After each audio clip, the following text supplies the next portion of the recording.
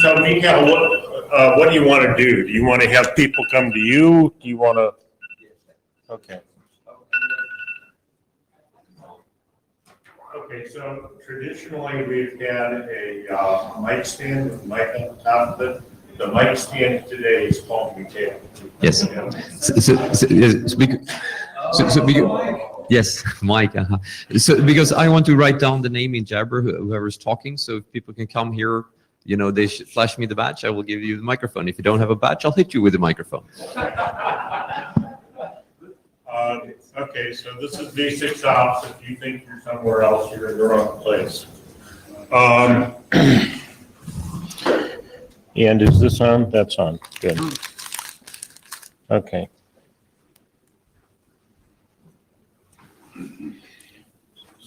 So now, agenda bashing. This is our agenda this morning. We've got two. Well, we have an invited talk. We have two working group drafts. And then, frankly, we had some open space in the agenda, and we had a bunch of drafts that got very little discussion really on the list. And so I went ahead and put them in there. And if you don't like that, throw the eggs at me. I do have one question. Fred Templin, are you online? Yes, I am, Fred. Do you hear me? Yeah, okay, good. So it's 2:30 in the morning where you are. That's correct. Do you want to go first or do you want to go last? Take your pick. I intend to hold on for the whole session, but if I were to go first, I think I might be a little bit more alert. Okay, then we'll move you to the front of the list. I have one kind of opening chair comment before we get started, and that is that we're reducing the number of chairs. Literally. Literally. You can have one. So I'll get to work. Lee and Ron and I have been co-chairing this working group. Lee has become a busy boy. He's got a startup. So he's going to no longer be a chair here. And I want to thank you for your efforts. Thank you.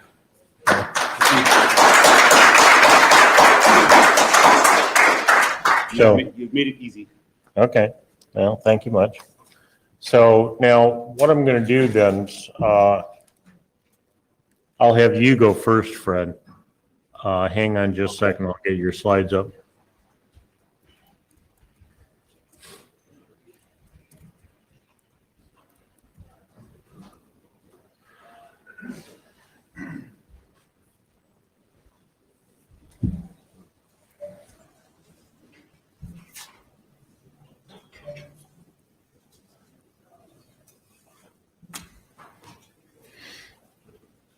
What?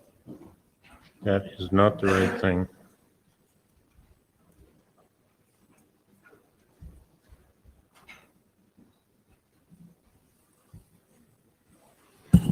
Fred, you look sleepy. Well, I'm wondering what my computer is doing to me. Here we go. There we go. Okay, so Fred, you go ahead and tell me when to change slides for you. Okay. We'll just start right into it, I guess. This document is called IPv6 Prefix Delegation Models. It was originally called IPv6 Prefix Delegation for Hosts, but we've had some discussion on the list that prompted a name change. Next chart.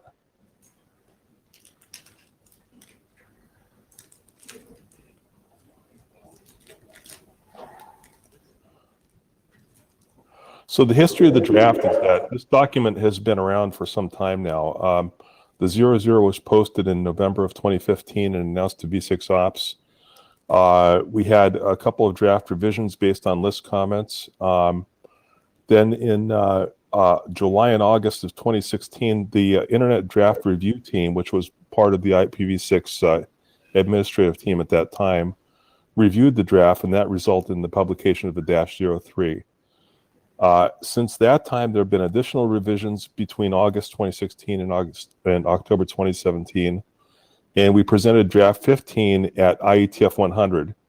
We received significant comments at working group session and on the list afterwards. And now we're at draft-19. This new draft version includes a version by version change log. And there you have the URL for the draft and the data tracker. Next chart.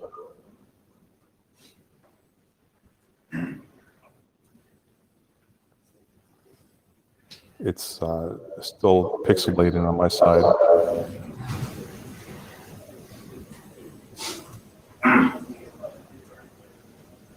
Okay, now I've got the quick chart.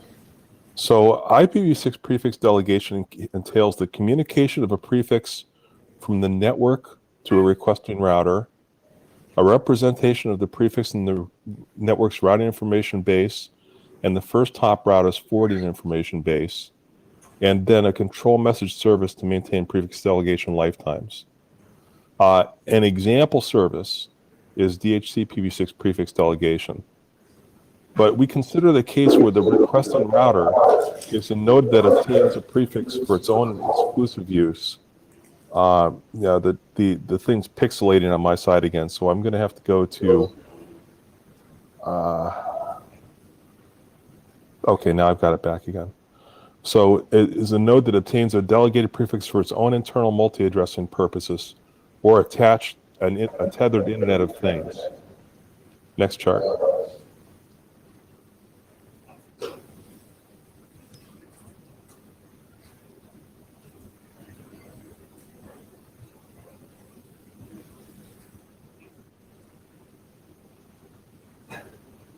I'm having trouble with it pixelating and not coming up to the way that I can see it.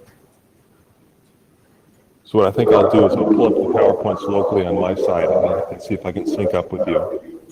Okay. You should be on the slide now that says Case 1 Classic Routing Model. Is that right? That's correct. Okay. Do you want me to read the titles so that you can be sure you're looking at what we're looking at? I think we're in sync, Fred. If I get out of sync, though, just let me know. Okay, cool. Okay. So Case 1, the Classic Routing Model. In this case, the network N delegates prefix P to requesting router R. R can subdelegate the prefixes from P to downstream networks, or assign addresses from A sub I taken from prefix P to a downstream interface. And hosts H sub I assign addresses A sub I taken from P, and may also further subdelegate prefixes from P on their downstream interfaces. Examples would be a cell phone with a tethered external network like Bluetooth, or a laptop with an internal virtual network of virtual machines.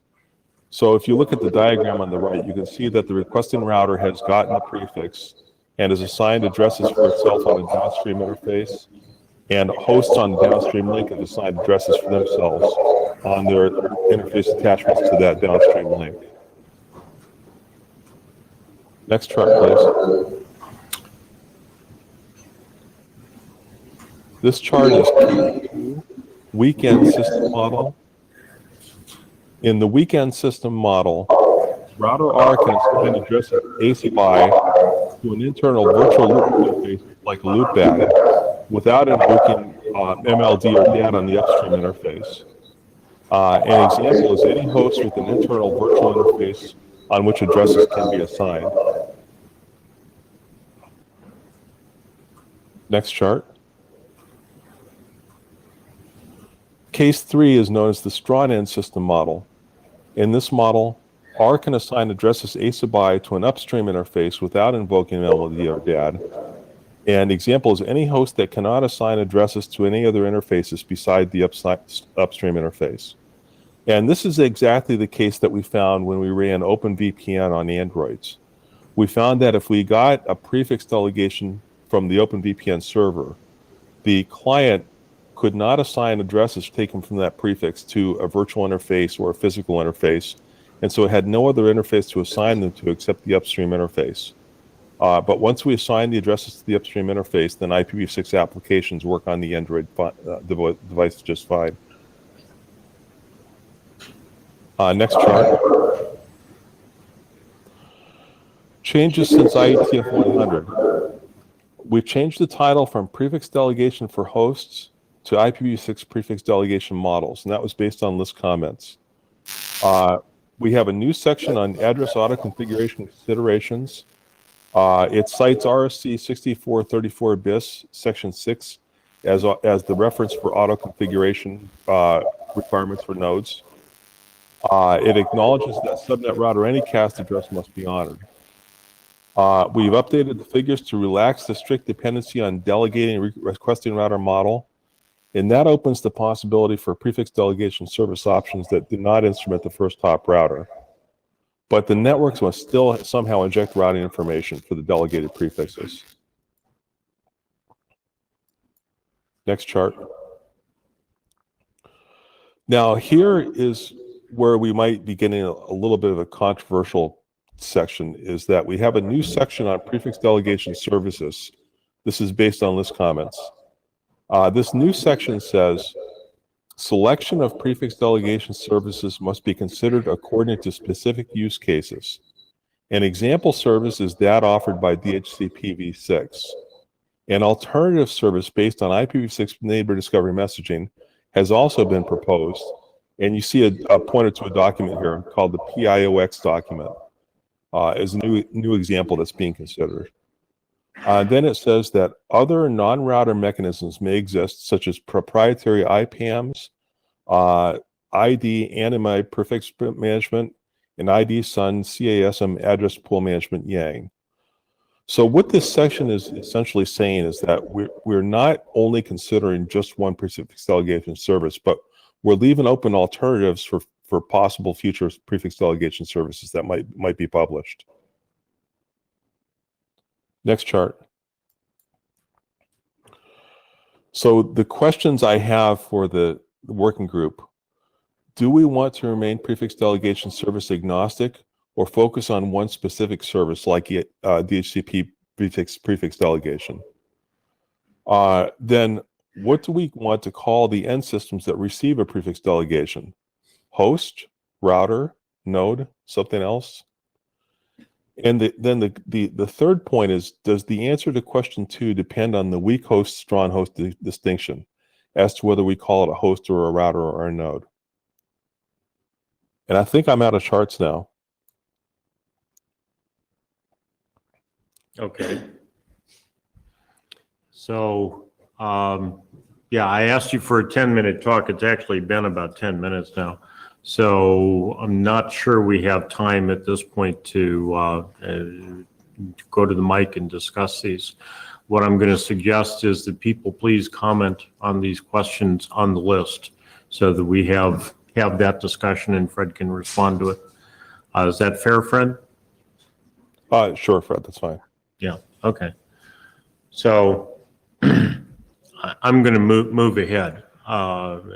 Thank you for your talk. Yeah.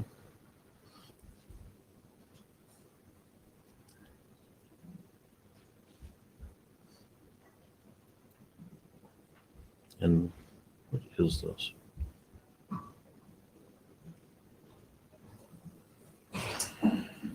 So Pete, are you here?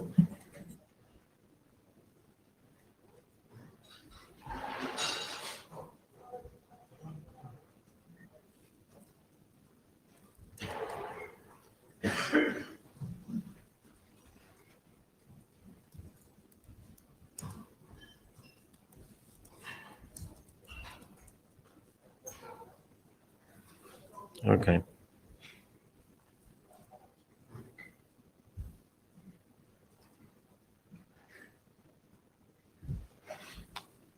Can you make that?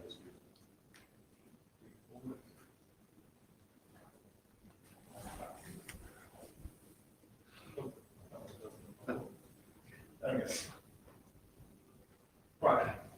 Hi, everyone. Can you hear me? More or less. Right. I'm Pete Stevens. I'm the director of Mythic Beast Limited. We're a small hosting company. And microphone, please. I think It's on. Take it off. It's on. I have to turn the mic. This one was on. Is that better? Oh, that makes a big difference. Hi. Okay. I'm Pete Stevens. I'm the director of Mythic Beast Limited, and I'm terrible at working microphones. we've done a decent amount of IPv6 only hosting, which is why I'm here. We're a small hosting company, so most of the people who talk about V6 are kind of hyperscale, Facebook, Google size. We don't have as many servers as Google or Facebook, probably not even 1% of the number of servers they have. So we're a bit of a different use case. This has got lag. So, important question. What's wrong with IPv4? This is pretty easy. We used to have one IP per server. We now have one IP for every VM. And you pretty commonly get 50 VMs on a server, maybe 100. 100 IPs per server. Since then, we've started doing container rollouts. Our most exciting container rollout is now pushing 400 containers on a single machine, and therefore needs 400 network addresses. And we're looking pretty good at eating 1,000 network addresses per machine fairly soon, which is great because 1,000 IPs on the open market costs considerably more than the server. So we have a problem, which is we can't afford to use an IP for every container. Hello, Nat. What we'd really like to use at this point is some private IP space, ignoring the fact that that hard limits our company to 16 million containers before we have to start thinking even harder.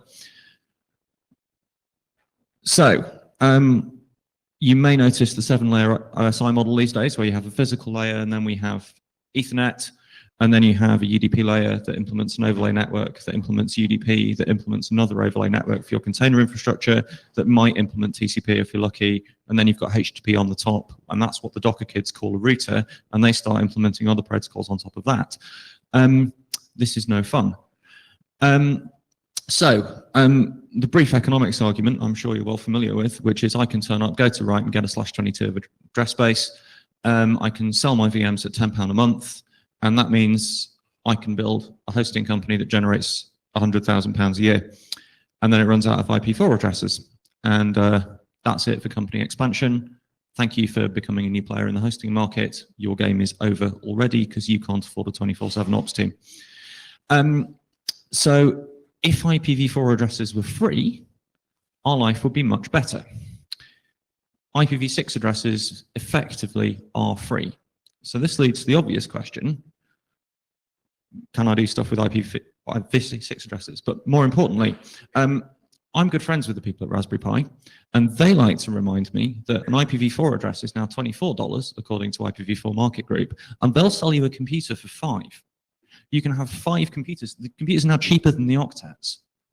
So we have a problem that the address space is too expensive, and it's just an economics problem. It's not a technical problem. We can't afford the addresses. What are we going to do? So we implemented V6 a while ago. Any of our VMs can talk V6 or V4. We give you a V4 address from the DHCP server. We give you a block of V6 addresses. We have this magical thing called Slack that gives our servers completely random addresses, which means we don't know where to send inbound services to, which is really annoying. And also, if you enable Slack on a hosting network, all of your customer machines enable a V6 address, use it for outbound traffic, all appear in the same 64, and then immediately get blocked by everyone else's mail server, so you can't do that. So that's not very helpful. You can use DHCP6, but that's a world of pain in its own way, because the installers tend not to like it if your gateway address is not in the same 64 that you're trying to give to the customer. If you're giving every customer their own 64, you need an address on the router for every single customer you need, and it all gets really horrid. So the easy trick is just statically address everything. The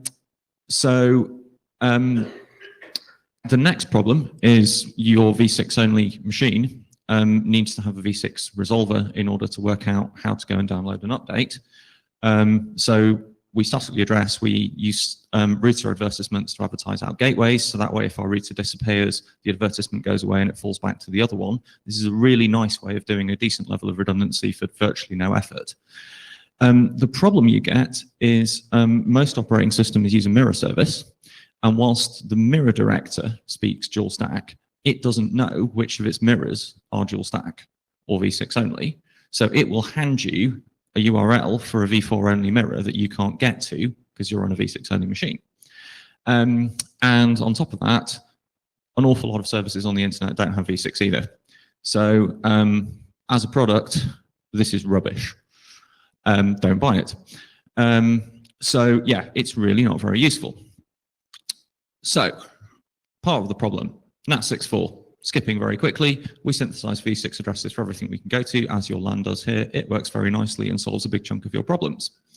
So we now have outbound traffic, we can get updates, our server works. Unlike this clicker. Can I have my next slide?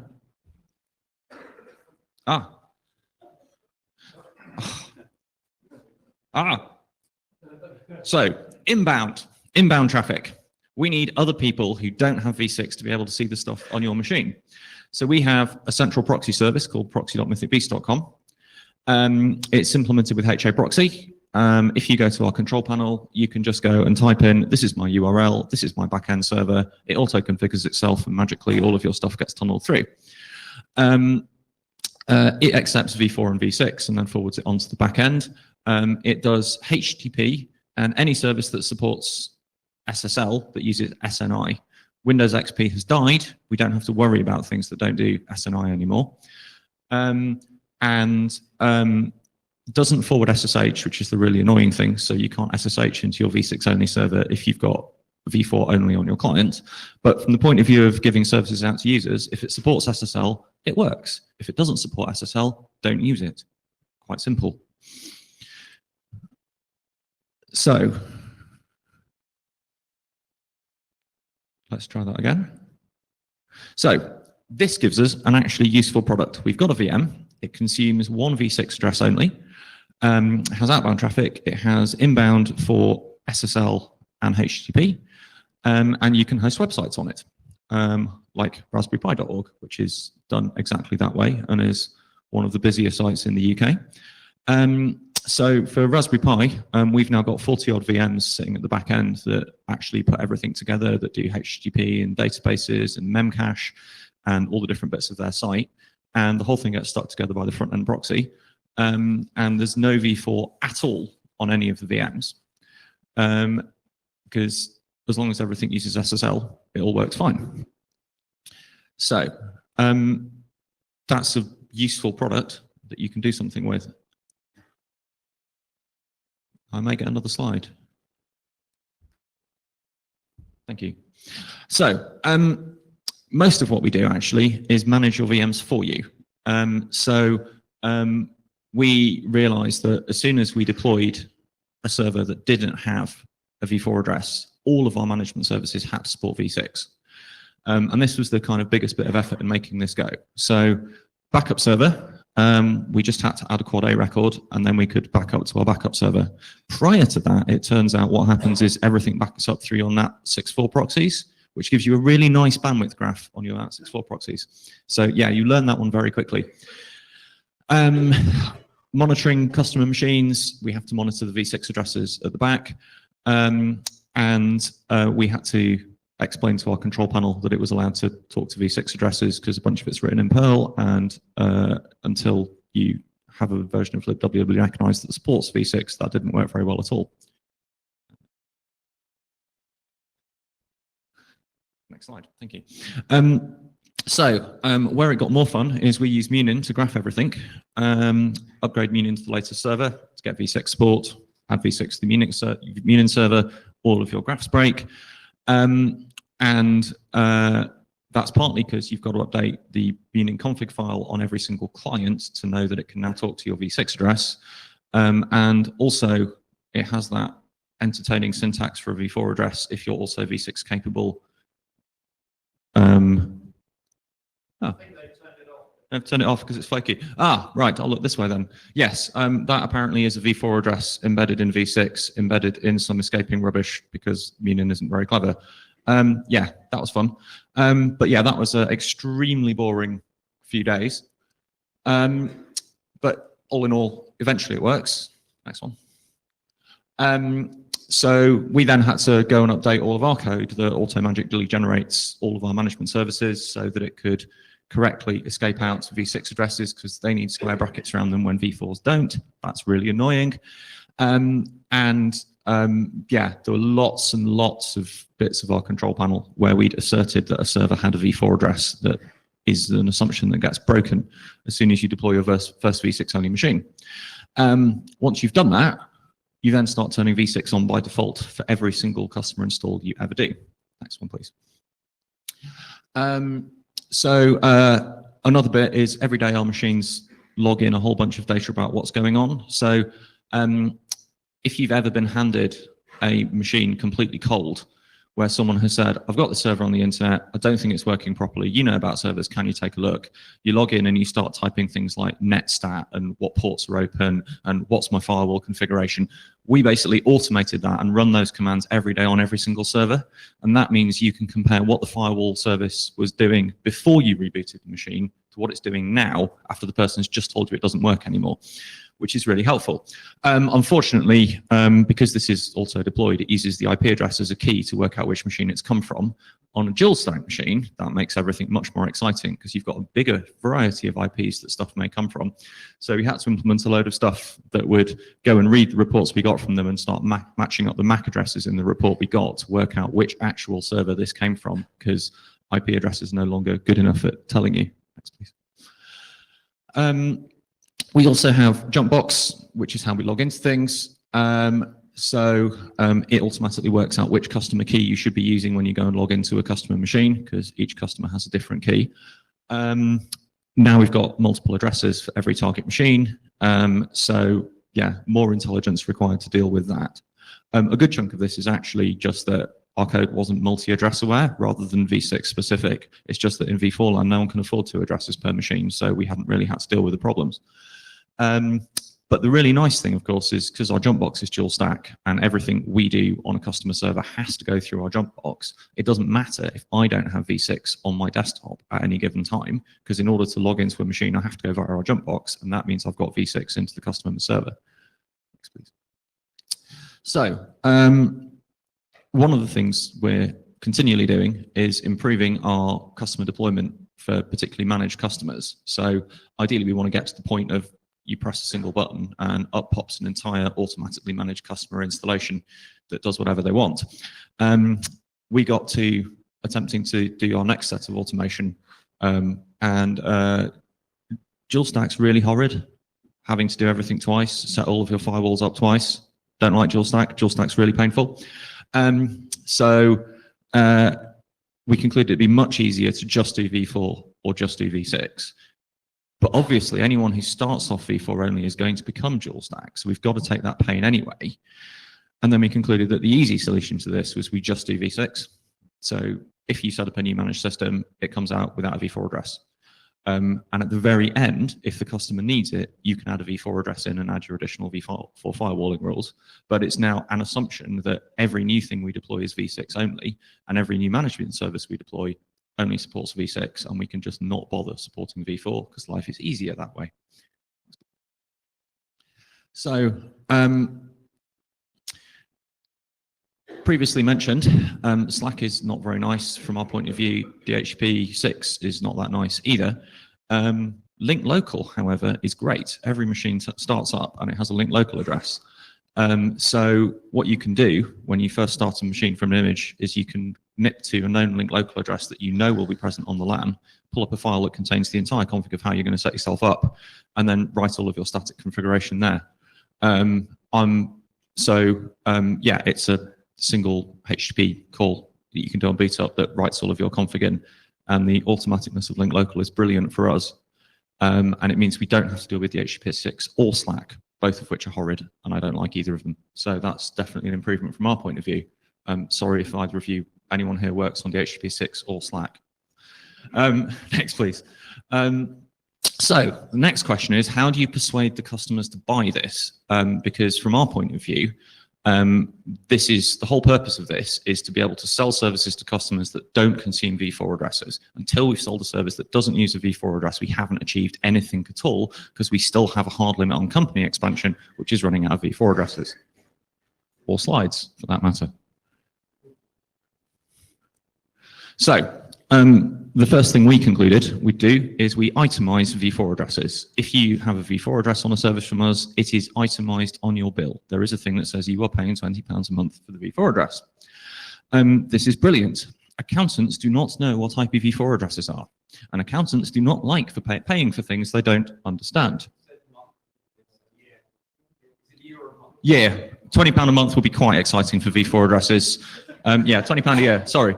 Yes, so the accounts departments and the billing departments mail us back and they say, why am I paying £40 a year for two IPv4 addresses? What are they? Do I need them? And if you go back to the accounts department and say, don't think so, the accounts department goes to the technical department and they say, why are we spending £40 a year when the company sells it to us, say we don't need it? And this gives your technical department two choices. One of them is they can explain to accounts why they want to keep their V4 addresses, and the other one is they can migrate to V6.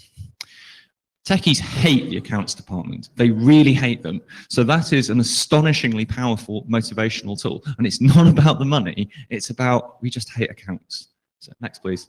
So that genuinely does work.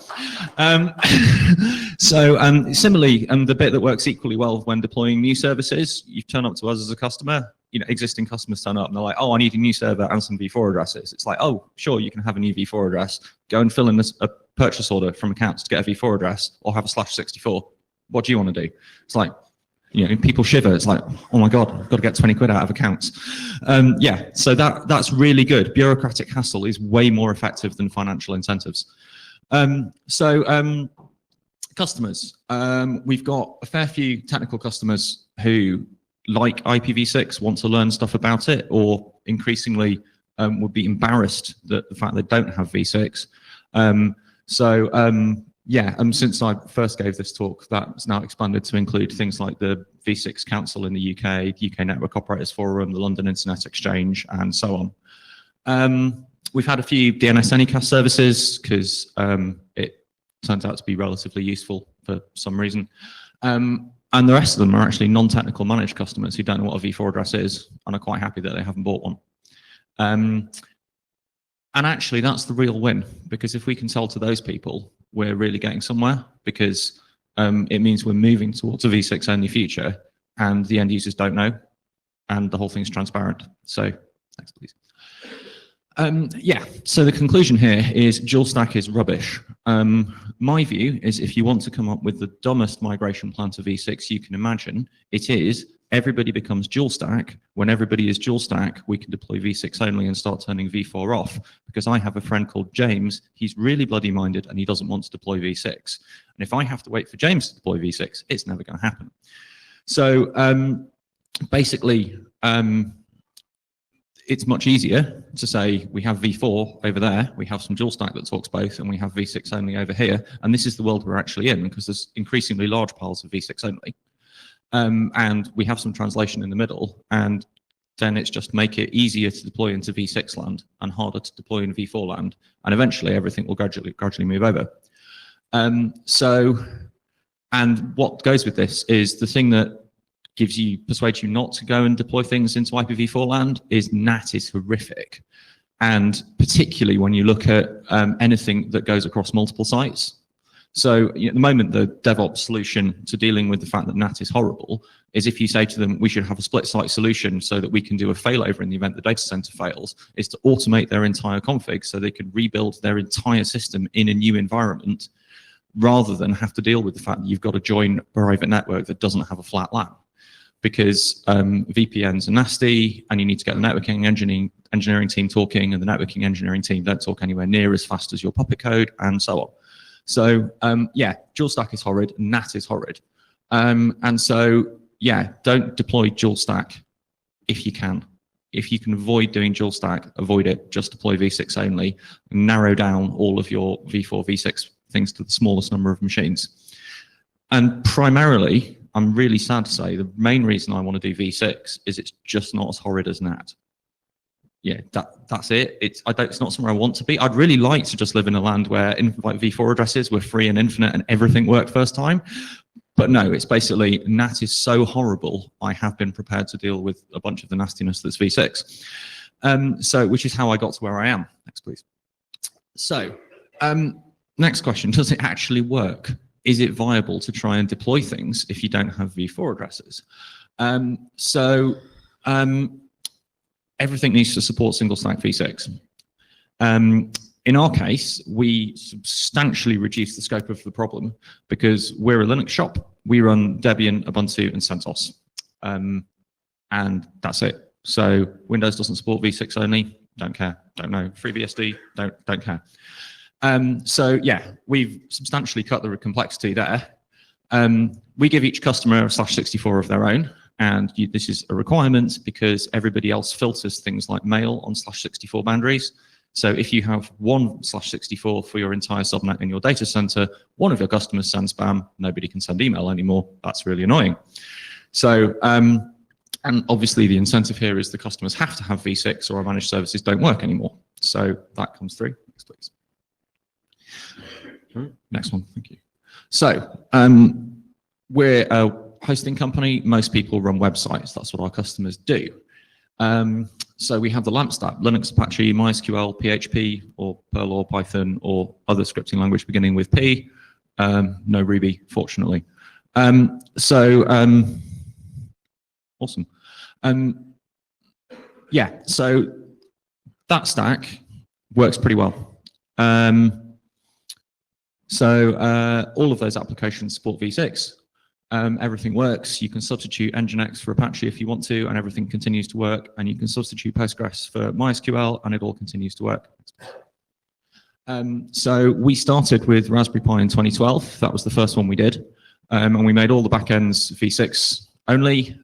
We deployed WordPress, which is a gigantic pile of PHP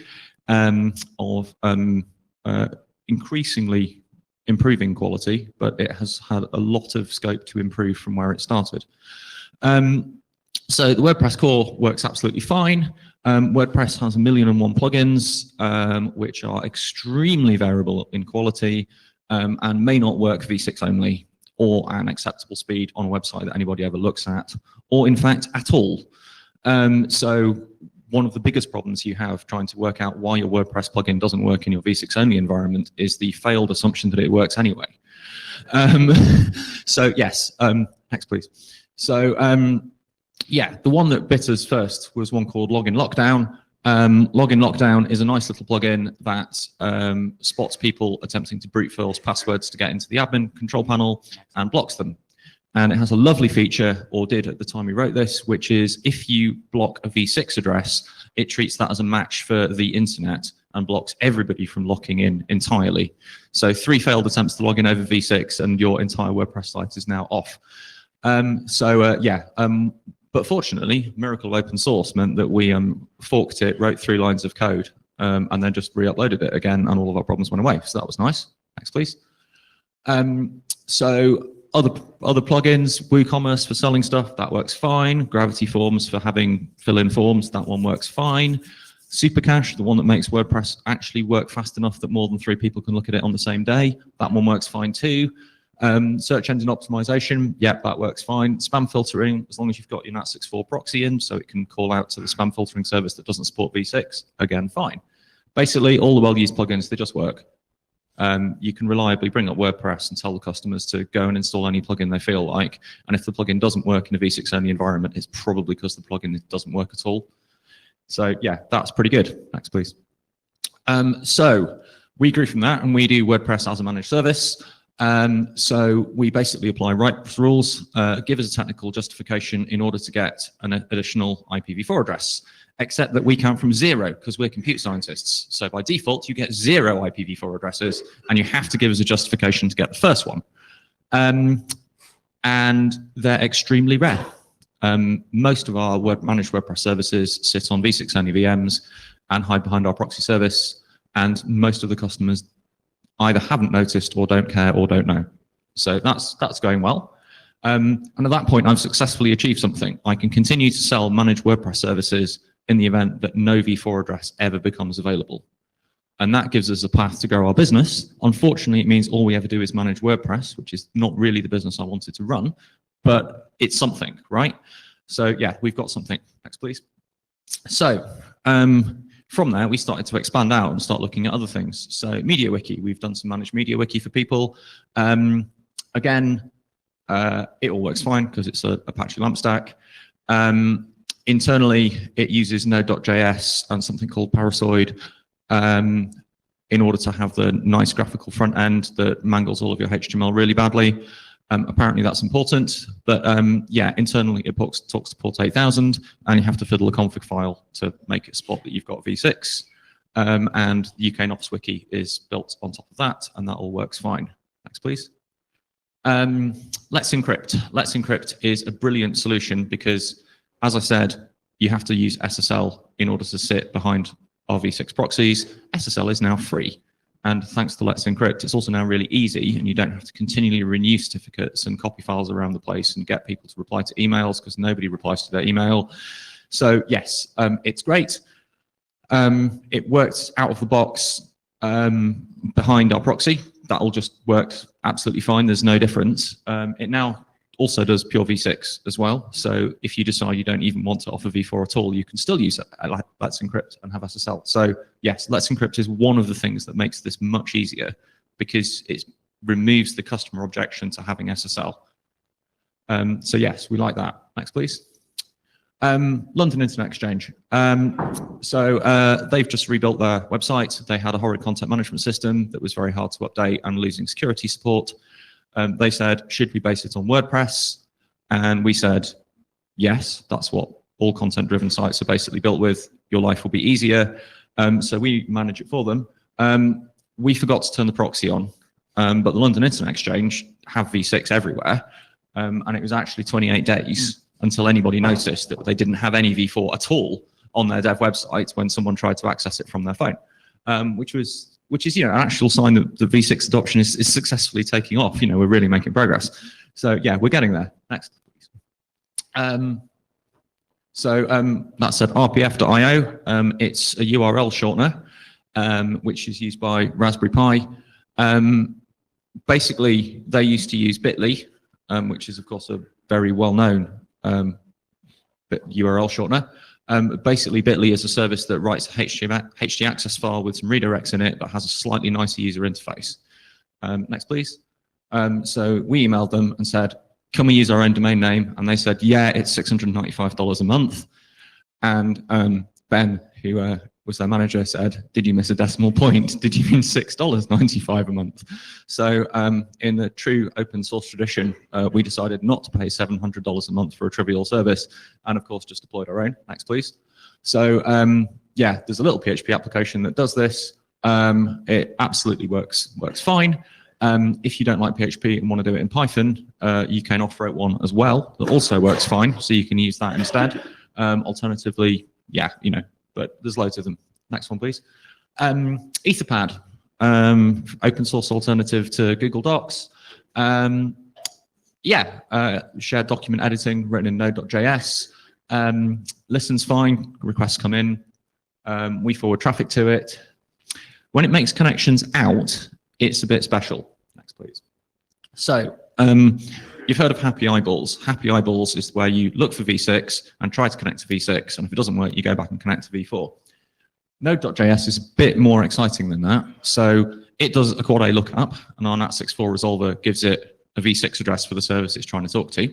It then does an A lookup and gets a V4 address, and then it tries to connect to the V4 address, fails, and stops. Because it never tries to connect to the V6 address if a V4 address is present at all. Ladies and gentlemen, do not write your own DNS resolver. People who work for Bind or whatever, you're accepted from that rule, but everybody else, don't write your own resolver. Okay, so, and this is of course a pain in the ass, because for those of you who know anything about Node.js will know that it repeatedly downloads all of its packages from completely untrusted things in the internet and deploys remote root to your machine on a regular basis, which is vital for its operation. You've got to really watch out for people deleting packages and replacing them with malicious ones. So, but it turns out there is a really easy workaround for this. So if you put the quad A record in the etc host file, it turns out the lookup doesn't succeed getting an A record, and then it connects to V6. Because obviously you'd implement V6 support and then just switch it off. So now it connects outwards. So next, please. So Again, conference booking system, Indico, we've done a few managed installs of those. Node.js, same set of problems. Adds in Redis and Memcache. That's exciting. I'd use one or the other, but there you go. Cache early, cache often. So yeah, we've got a few Indico installs for managing conferences. They all work fine in the V6 only environment. Next one. Sugar CRM. Those of you who don't like Salesforce, this is a gigantic CRM system. So it's, again, Linux, Apache, MySQL, PHP, but adds in Elasticsearch, which is written in Java, which sits on top of Tomcat, and Memcached. We're running split site instances because salespeople have no patience if their website is down. And so they're high availability, you can flip over between them relatively quickly. And because Elasticsearch and Memcached don't support a multi-tenant environment, we need to have a separate copy of Elasticsearch and a separate copy of Memcached for every single customer that's using Sugar CRM. So we decided that the right way to do this was to build each one in its own container and put a single container that contains absolutely everything you need for a Sugar CRM stack. Next, please. So yeah, every time they have a new customer, they fire off a script, up come 2 containers. They each get a V6 address and only a V6 address. They get a little firewall that says you can talk to the proxy at the front and each other, and that's it. And MySQL replicates across the 2. All the internal traffic is SSH or SSL based.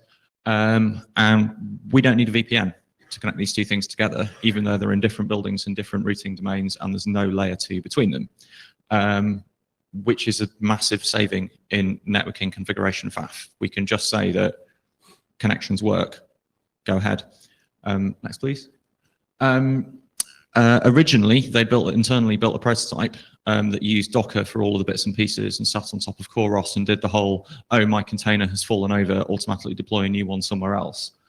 And then you deal with the fact that Docker doesn't really do persistence, and you've got a MySQL database that contains your customer's data that's not allowed to lose more than a few seconds worth of data. And yeah, just far, far simpler to just spin up a full stack for each user and give it a V6 address and assume that networking works, and you don't need overlay networks, and you can use SSL everywhere. So yeah, way, way simpler. Next, please. Less good news, Hadoop. Hadoop doesn't work V6 only. It's improved. It used to be the case it didn't work if you had a linked local address on your machine. And the install instructions told you to fiddle syscontrol to turn V6 off entirely before it would start up. So it's improved. But yeah, we've not yet put enough work in to try and make Hadoop work V6 only. I'm told Facebook have it all fine on their internal infrastructure, but the code isn't yet public. I've not looked at this for a while. I may be out of date, but we have considered actually maybe the really hacky way to do this is to put a V4 and V6 tunnel for some RFC 1918 space and deploy a complete set of forwarding routes to every machine. But to be honest, at the moment, I have too many other things to do to really worry about Hadoop. So next one, please. Shared web hosting. Joshua is 16 years old, and he started a free service called Gwiddle Co UK to give free web hosting to school kids to try and teach them all about the internet. He's got, I think, a couple of thousand end users now. And he came to us and said, my free trial on generic cloud service of choice has exceeded and they're going to bill me lots of money. Would you like to support this because you support Raspberry Pi? And we said, yes, we'd like to support that. We think that's great. Have a bunch of VMs. You can't have a V4 address. This is an educational project. This is how the internet's going to be. Learn. So yeah, we've got well over 1,000 customers on that, school-aged children who are already deploying things to V6 only land where V4 doesn't exist. They're kids, and they're ahead of many people you find at conferences, and they're children, okay? Be scared for people's jobs, okay? Next, please. I showed you earlier the picture of the Pi Zero. That's the cheap one. This is the really expensive model. The Raspberry Pi in there, each one of them costs $35. So they are more expensive than IPv4 addresses, and are probably going to remain that way for at least another 6 months. Basically, that is what we call our Pi rack. So we've deployed Raspberry Pi attached to a Power over Ethernet device. And as you can see, they sit 3 deep. You get them 2 high in 3U of rack space. You can put 2 of them in back to back into a rack, and that gives you 108 Pis in 4U of rack space, including the Power over Ethernet switches to make it go. Scales up to 1,000 dedicated servers in a single rack, which is expensive in V4 space. So that's what we did. And we thought, how are we going to do this? A very substantial part of our cost is the V4 addressing. Next, please. It looks pretty nice. It's a couple of watts per Pi. It's all net boot and Power over Ethernet, no SD cards. All goes nice and straightforward. And with the new model that was launched on Wednesday, when they make the PoE adapters, we should be able to increase that density by a further 50%, which makes it even more attractive. Next, please. So we came up with a brilliant idea that we give you a little bit of RFC 1918 space in order that you can get to the NFS server and boot, because the boot ROM doesn't support V6. And Gordon's not going to make it support V6 because he's only got 32K of RAM and it's already a bit full. So basically we give you a little V4 boot so you can get to your NFS server and get your kernel, and then everything on top runs V6. And then we thought we'd have a tagged VLAN that you could expose a V4 address to each Pi, which is a brilliant idea apart from the fact it doesn't work. And basically the boot ROM is, the new Pi has a much better boot ROM. The old one that was available has a number of really good features, which is it says, I'm a Raspberry Pi, here is my DHCP request, please give me the answers I'm expecting, and if you deliver it any packet other than the answer, it crashes. That didn't work very well at all as an idea. So every single Pi has its own VLAN in order that we can guarantee it will not see any packet other than the one it's expecting in its boot process. And if we want to give address space to every VLAN, we're looking at a /30 of space, which is 4 IP addresses, which is now, $100 of V4 spaces to switch on a $35 computer. This is nuts. So next, please. We could do a /31, we could proxy ARP, there's a whole bunch of horrid stuff we could think about doing. Alternatively, we could say it's an educational platform, you're getting V6 and live with it, which is what we did. So when one of these things turn on, it gives you a port forward so you can get in over SSH. And then other than that, it sits behind our standard proxy service for all of your other services, so you can do HTTP and anything that supports SSL. And again, if you want to run a service that doesn't support SSL, wake up, support SSL. Don't deploy non-SSL services anymore, ever, anybody. Thank you. Next one, please. So that's my summary. Does anyone have any questions?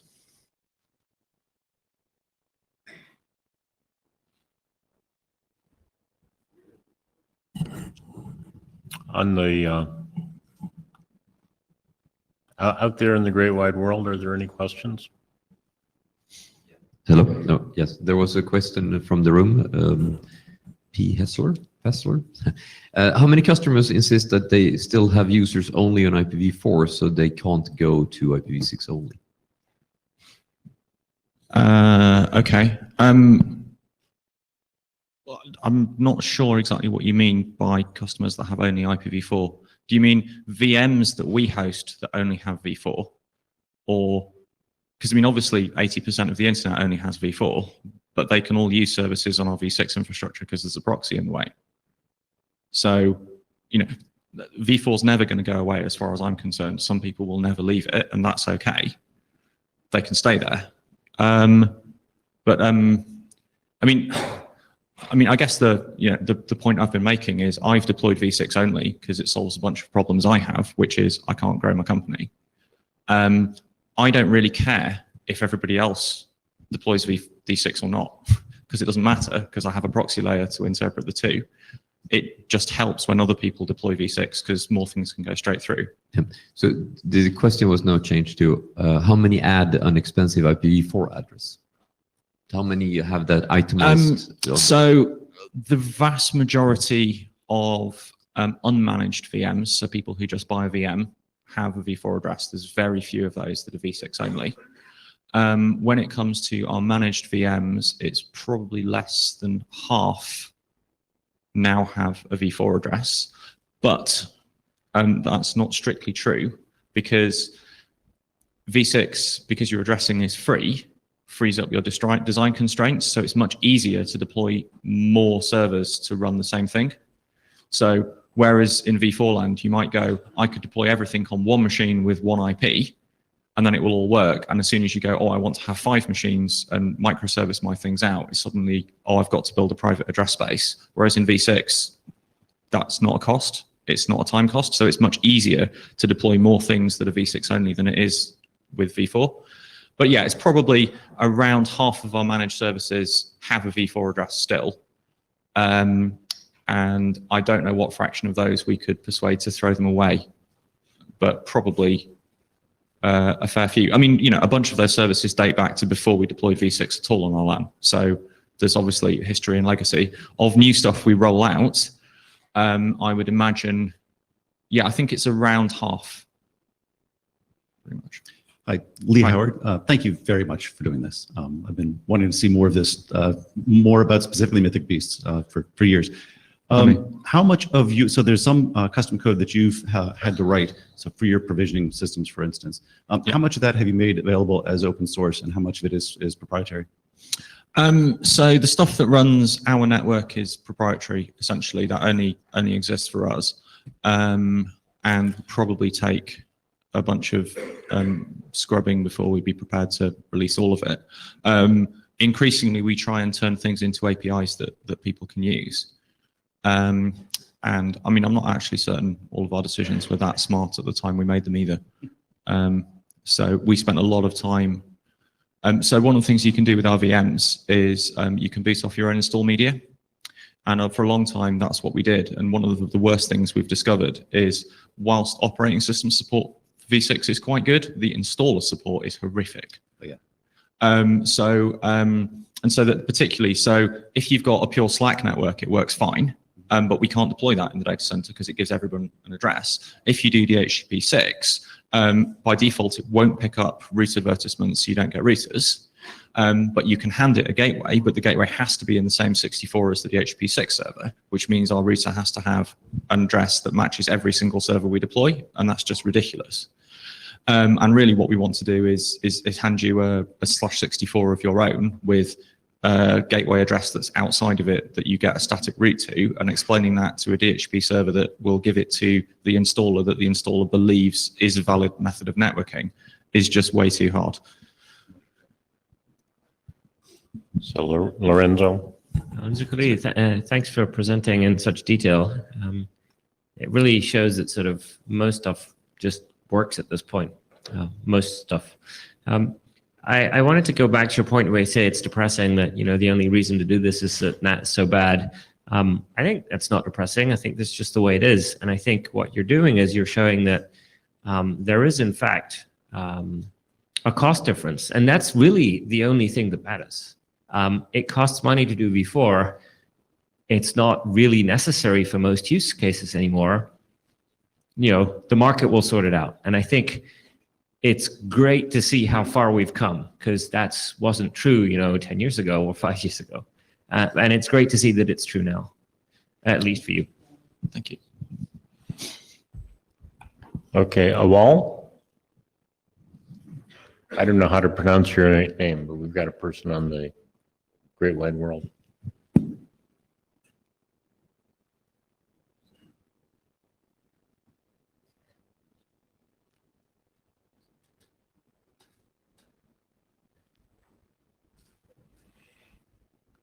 Okay, Meet Echo, I'm not hearing any sound. Well, your question?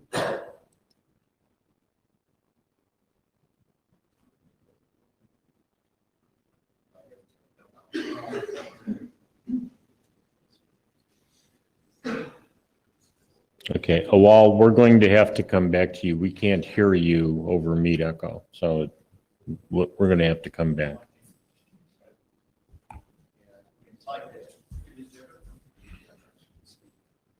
Okay. And I don't see anybody else at a mic here in the room, so thank you very much, Pete. That's okay.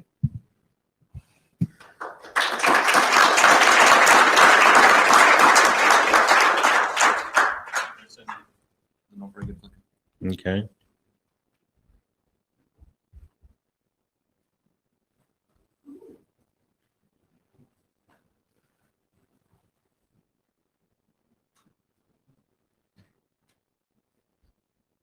Okay, so now the next thing that I've got up, Russ, you're not in the room, are you? Okay, so Russ White and several people from LinkedIn and such have been working on an IPv6 router specification that they hoped would be comparable to RFC 1812. I don't think they've quite gotten there. But so he's in a competing meeting, and let me walk through his slides. What he's trying to do is take advantage of the transition to think through changes in network architecture and provide a set of what he says here are suggestions, title of the draft is requirements for various things. Now, what he's done recently in response to comments on the list and off is he's changed language regarding DHCP and Slack, modified some of the language around ICOMP, various other changes, and most importantly, gotten rid of the RFC 2119 language, which basically means that he changed from uppercase to lowercase. I think the meaning of the words is still about the same, but he's a little bit frustrated. There have been concerns on the list and at breakfast this morning talking about the scope of the draft. He has asked for text regarding how the scoping should be done, and he hasn't gotten something that works for him. And so he feels a little bit stuck in that regard.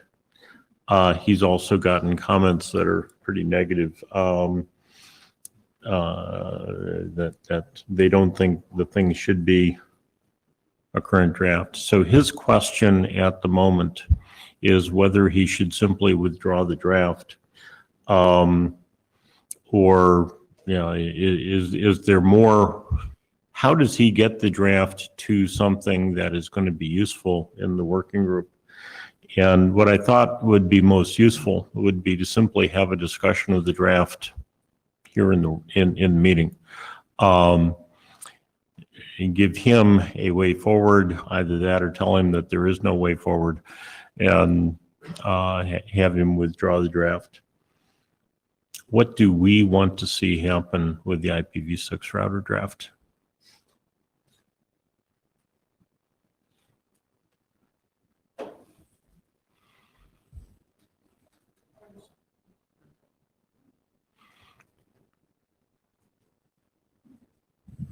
Thank you.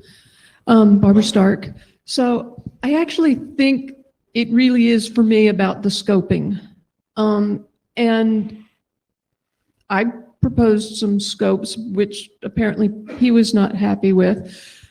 What I would like is if Russ were to specifically say which routers he has a problem where he needs to solve. That is, scope it to the set of routers that he specifically wants to solve rather than trying to solve world hunger, which isn't going to work because the draft simply cannot be for all routers. It will be totally useless if you try to make it for all routers. But if he scopes it to his routers of interest, which I don't know what they are, that would be good. Lorenzo Colletti, yeah, same thing really. I mean, I think, like, realistically, every IPv6 implementation is capable of forwarding packets. So like this thing applies to basically billions of nodes. And like having a one-size-fits-all thing just doesn't work, I think, right? And, so the IETF doesn't really do shopping lists, and this is kind of a shopping list document. But I think if you want to do a shopping list, you need to like decide what you want. It's an enterprise router or it's a backbone router, and if we put in some categories and say, look, this is this is, these requirements are common to everything, right? You need to be able to forward packets. Okay.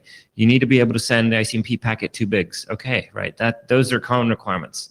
They're in the RFCs, but that's fine. We can say this is necessary for stuff to work. When you go in and say, well, these are optional things that aren't required by standard structure RFCs, they're not in the node requirements, which, again, like what's the duplication between this and the node requirements document is not really clear.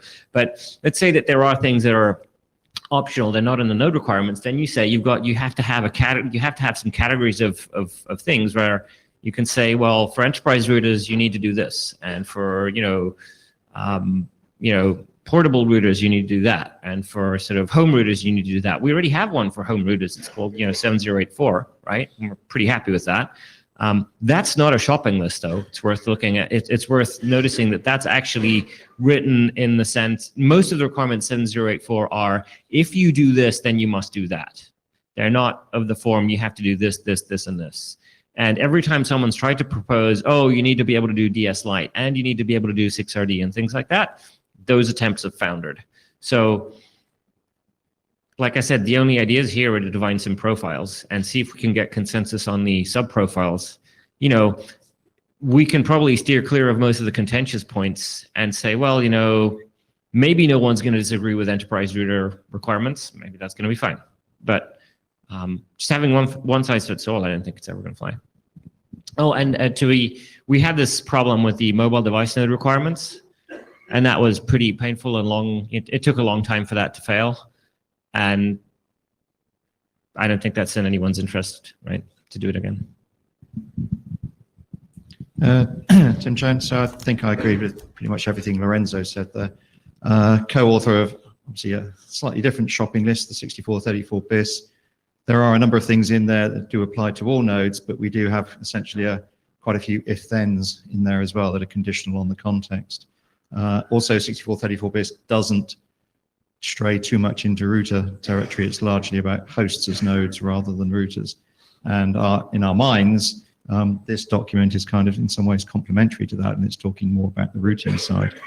In fact, we did do a consistency check. I think Lorenzo hinted at how consistent the two are there.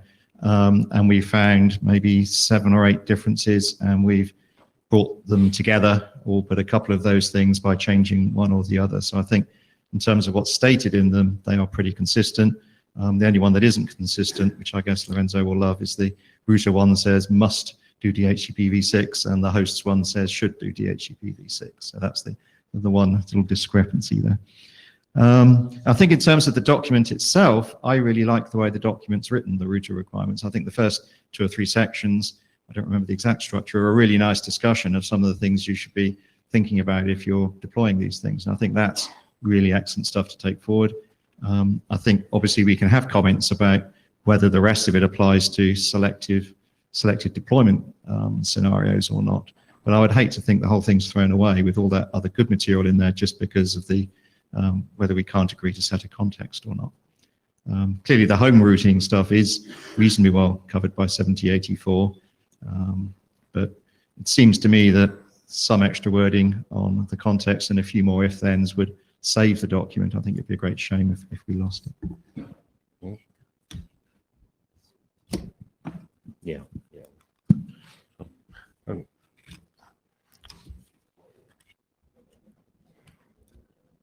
So hang on a second, dealing with some technical things. Now let's see.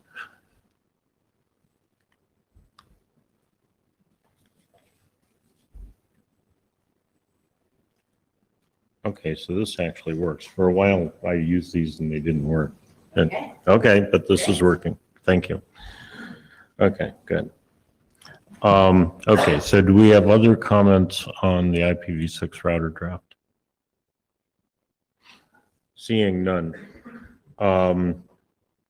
What I'll do then is I'll recommend to Russ that he listen to the recording of the meeting, and of course we'll have the minutes.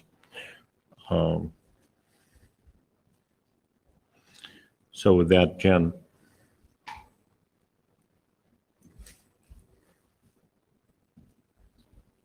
So yeah, you want that one. Section version 0.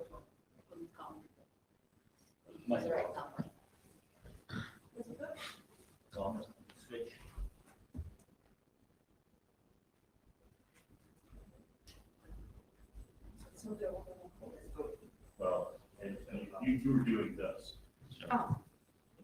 Cool. So yeah, version 02 actually of this draft. I'm going to be quick. Okay. Is it me or? So, but it doesn't work when you click? Can you push the laser button to make sure that the battery works at all? Well, Yeah. it works just fine from this far. Okay, away. just me. I shouldn't be touching this. Okay.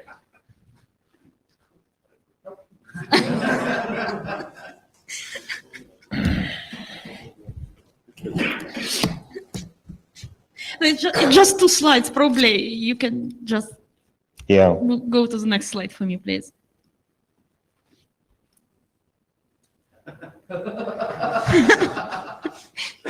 Okay, that works.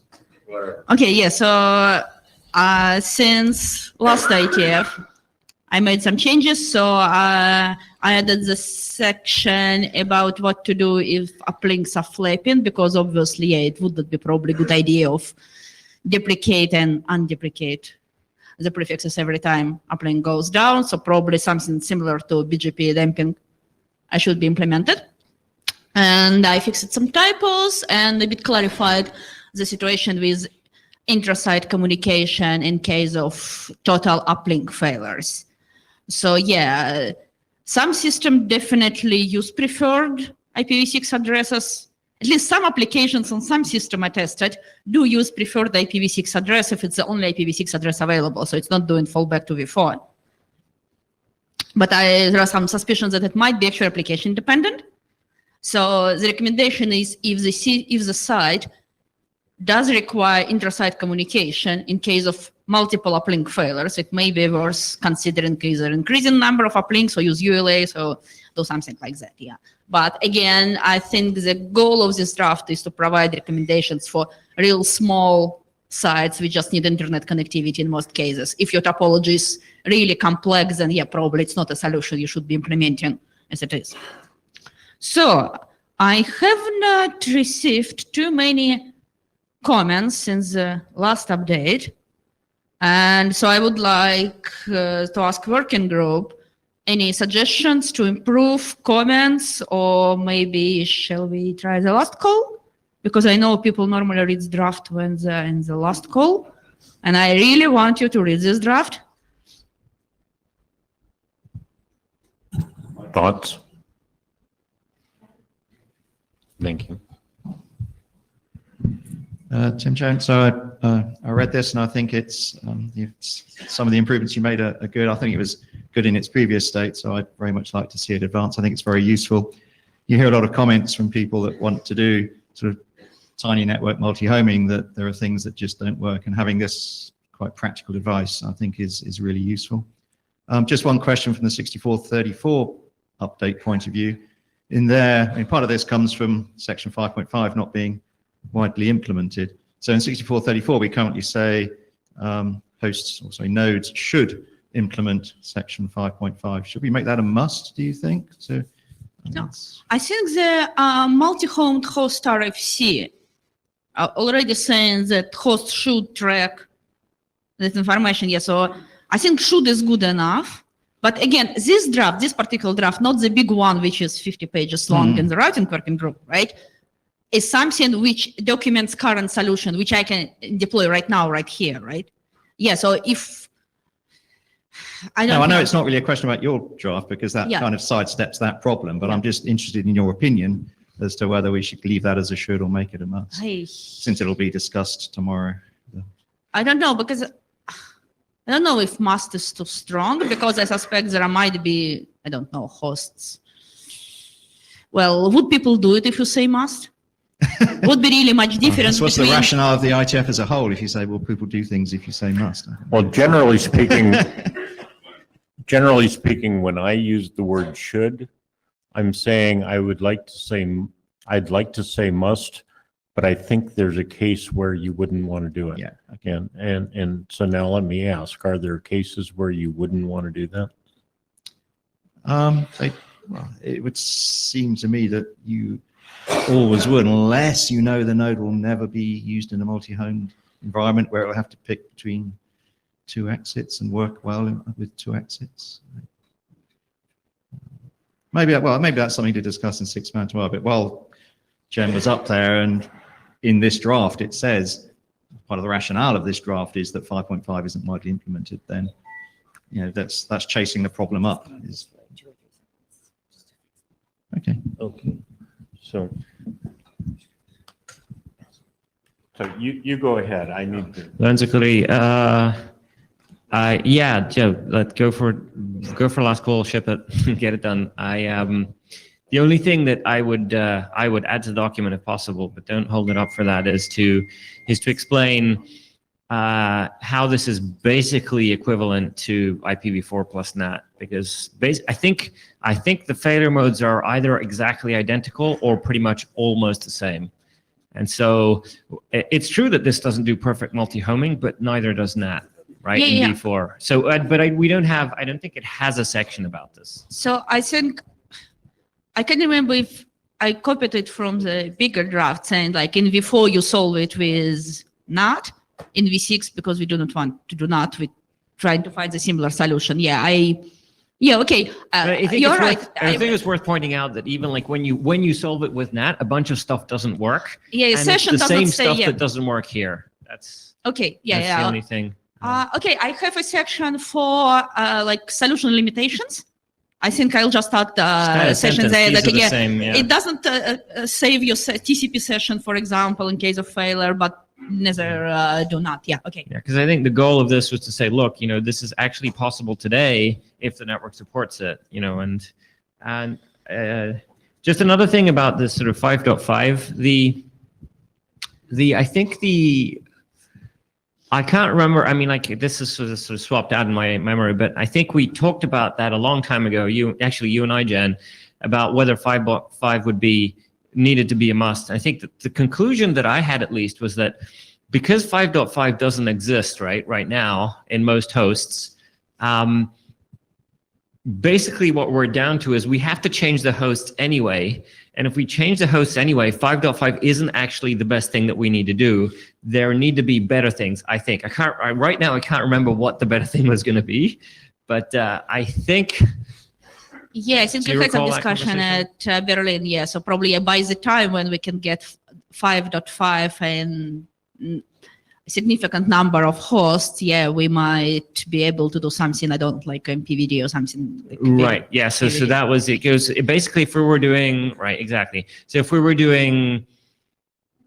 requiring host changes anyway, then we might as well do something that really solves the problem, because 5.5 is kind of a hack anyway. Really, it sort of kind of helps, but not that much. I think that's where I was ending up. Yeah. Yeah, Tim Chan, so I think I agree with what Lorenzo said there. So 6724 as an update was probably 2 or 3 years ago now. And at the time while we were doing that, this topic came up and we thought, well, let's add this extra thing in there to make things slightly better. But I agree, it's not by no means perfect. I'm Jim here. First of all, I'd just like to say I've read the draft and I didn't find anything, any problem. So I think it's basically ready for last call. And secondly, regarding the 5.5 address selection rule, I'm wondering that newer implementations may actually be supporting it, given that, for example, Happy Eyeball version 2 is doing something quite complicated. So I would not be surprised if there's actually an implementation of it. I understand, even if there is, it doesn't make the main point of this draft, but I'm just wondering. Yeah, so like I know that significant number of devices in my network do not support them, and as a result, I just can deploy solution which will work for like 30% of devices in my network, right? So, and again, this is about I can do right now, right? Not in 2 years, 5 years. It's what could be done now without, yeah. So.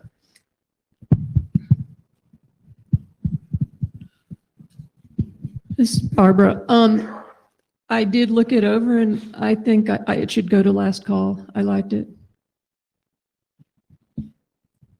Hello, Julius Krobacek. I'm wondering if I've missed a document somewhere. I've searched, but I couldn't find it in a review of which implementation supports 5.5.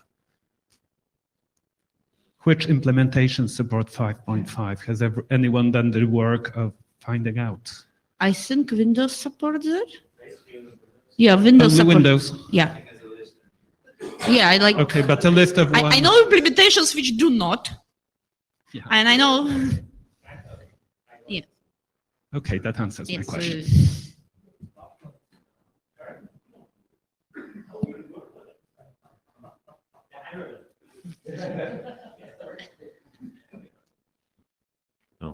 Hey. Okay, thanks, Jen. So I'll open up a last call on the list, probably starting this weekend or something like that. When you comment, and notice the when, not if, I'd like you to tell me whether you think there's utility, and which is to say, if you have no negative comments, I still want a positive comment saying that, you know, you're ready to go with this. And if there's any issues, of course, I want the issues raised. So it'll be a 2-week last call, and I'd encourage everybody to read the draft and comment on it as it stands. So now, Mr. Ficola.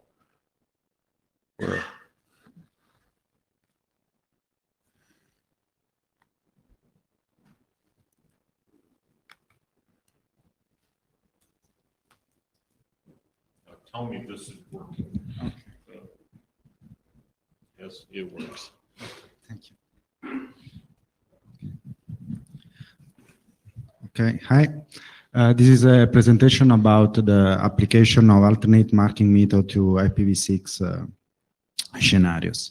I don't know if you are familiar with these methodologies. So the RFC 8321 has been just published. And okay, this is just to give you a quick view of this methodology. The method is based on alternate marking technique.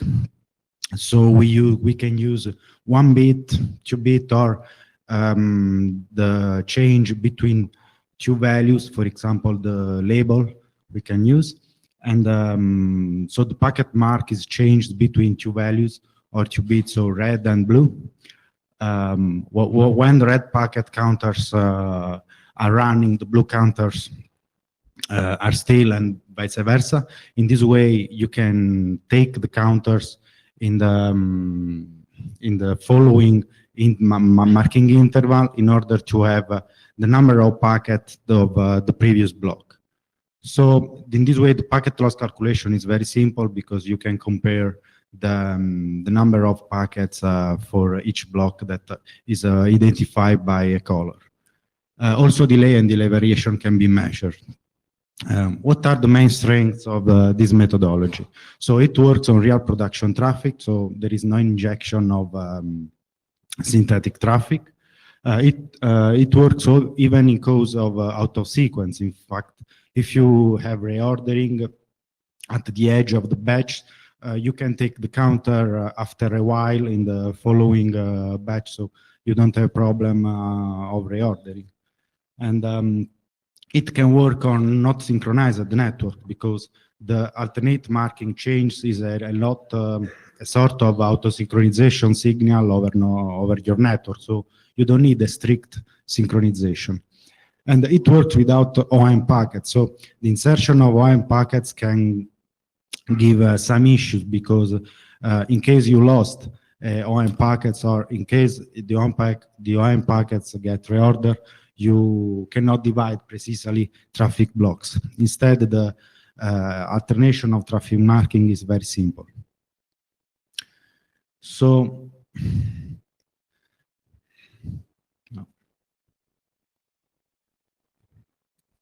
okay.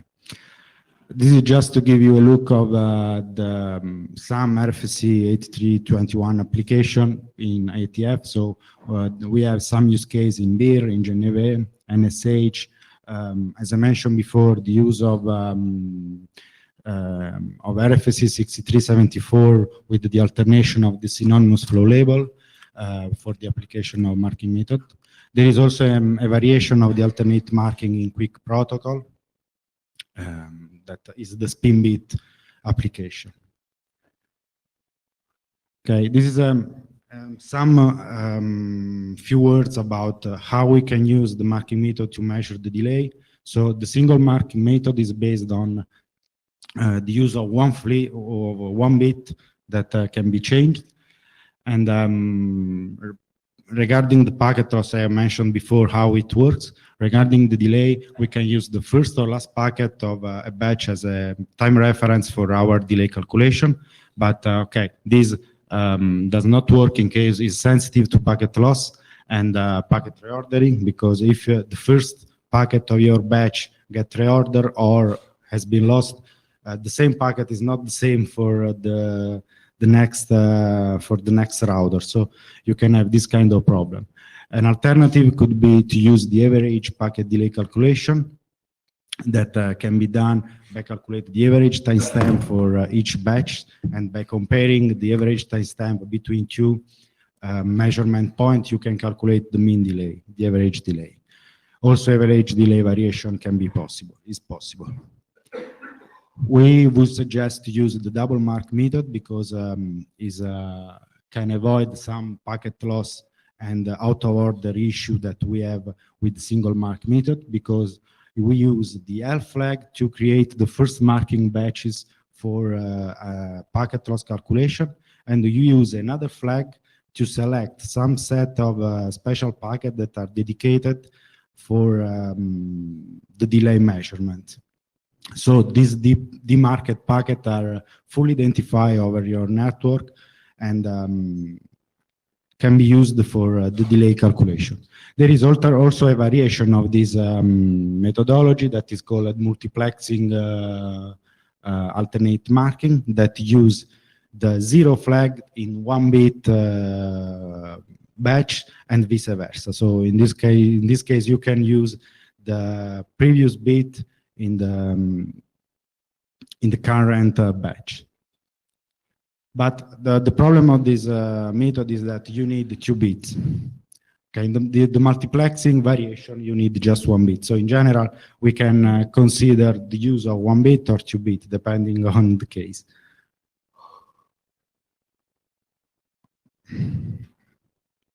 Okay, what about IPv6? Okay, each of the layers is responsible of its own OM. So we want to introduce this methodology for IPv6 because as a Telecom Italia, we have experimented this methodology for IPv4. We want to experiment it for IPv6. And we wanted to understand together with the working group how we can apply this to IPv6 scenarios. So we find some alternatives to apply the methodology by using an extension header, by using IPv6 address, and also by using the follow labels. Each of these alternatives have some pro and cons. But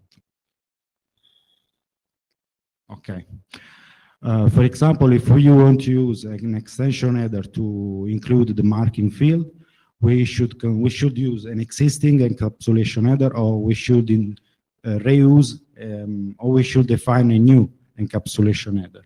But having an encapsulation header seems to be expensive because we need just 1 or 2 bits to apply this methodology. The same if we want to use a destination address to encode this methodology. So we can consider this also expensive and not so much compatible with the existing application. The other suggestion is to use the flow label field when we can, okay, you know that RFC 6438 introduce a flow label based load balancing, but we want to ask for just 1 or 2 bits of the flow label field to encode these methods.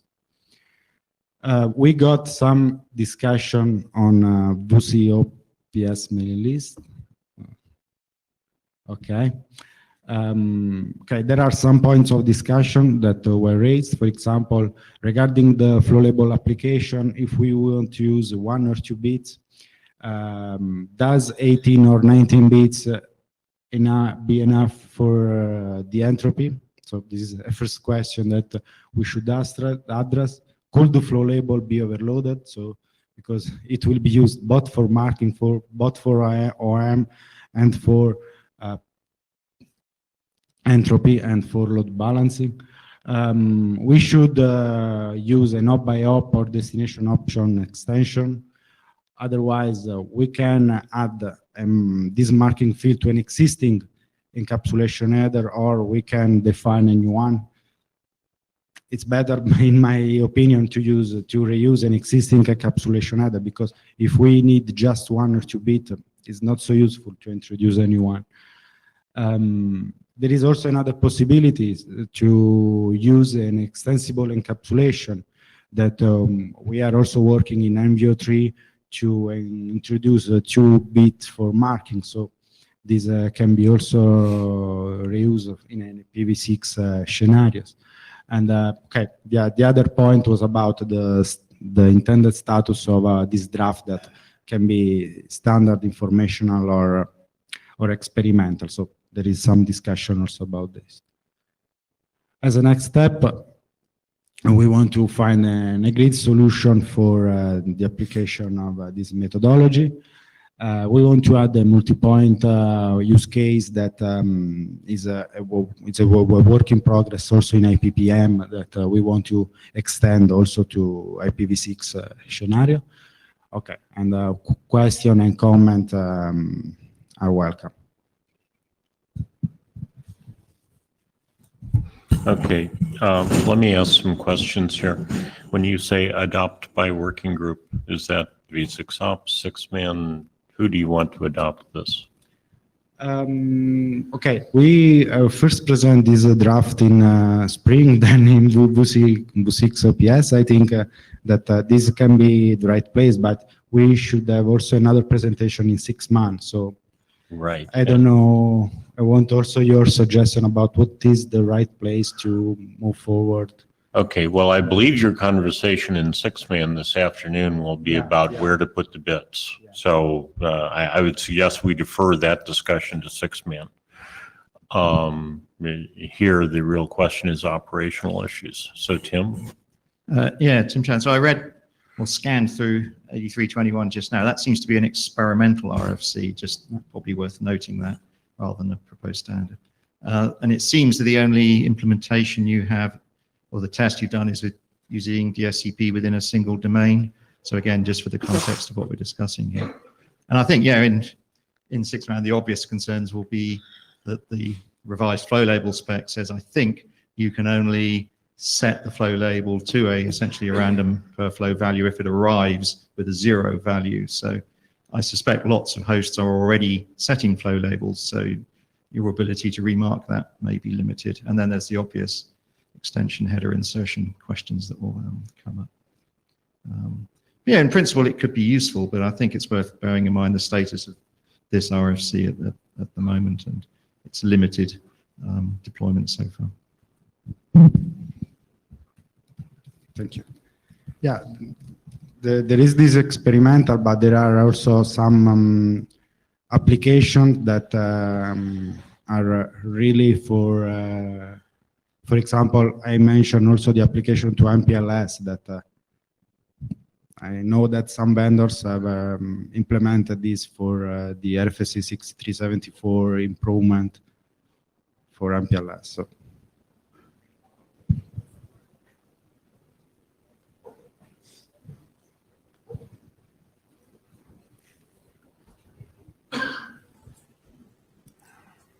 Lee Howard, as co-chair, part of the operational question, I think, is this interesting work that would be operationally useful? Are there operators who would implement it if this was if the alternative marking method was available somewhere in a packet. If there are people who think that would be interesting, and I've heard of use cases, but I haven't heard of anybody saying, yes, I would like to measure my network or measure my performance in that way. And that could be, that doesn't have to be network operators, that could be endpoint developers too. Well, I could be completely mistaken, but I think Telecom Italia is interested. Well, that would make sense. Since he's here, yes. But that's one. Okay.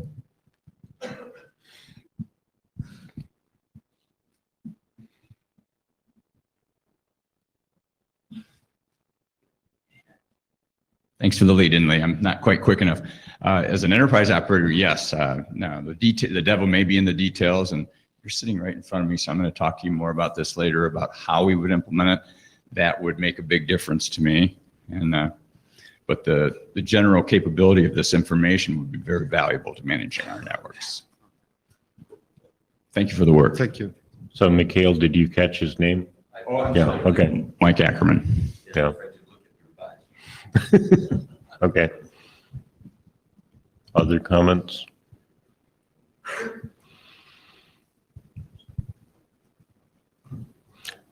Okay, so. Just to defer the adoption policy. Yeah, we need to have the 6-man discussion. Okay, So, okay, thank you much. thank you.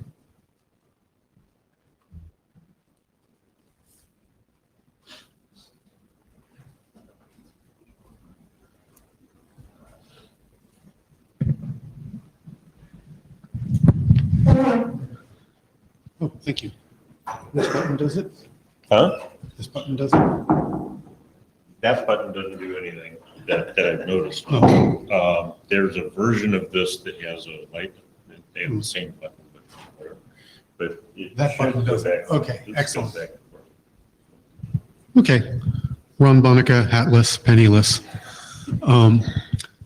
The title of this draft is IP Fragmentation Considered Fragile.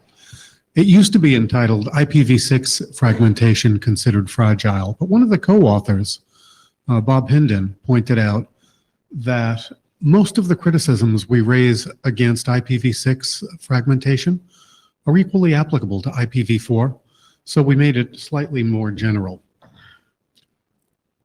So, what are we here for today? First is to point out that fragmentation is a bit fragile, talk about how fragmentation works, why it's fragile, and then come up with some recommendations. Now, about 6 years ago, I wrote a draft recommending that we deprecate fragmentation.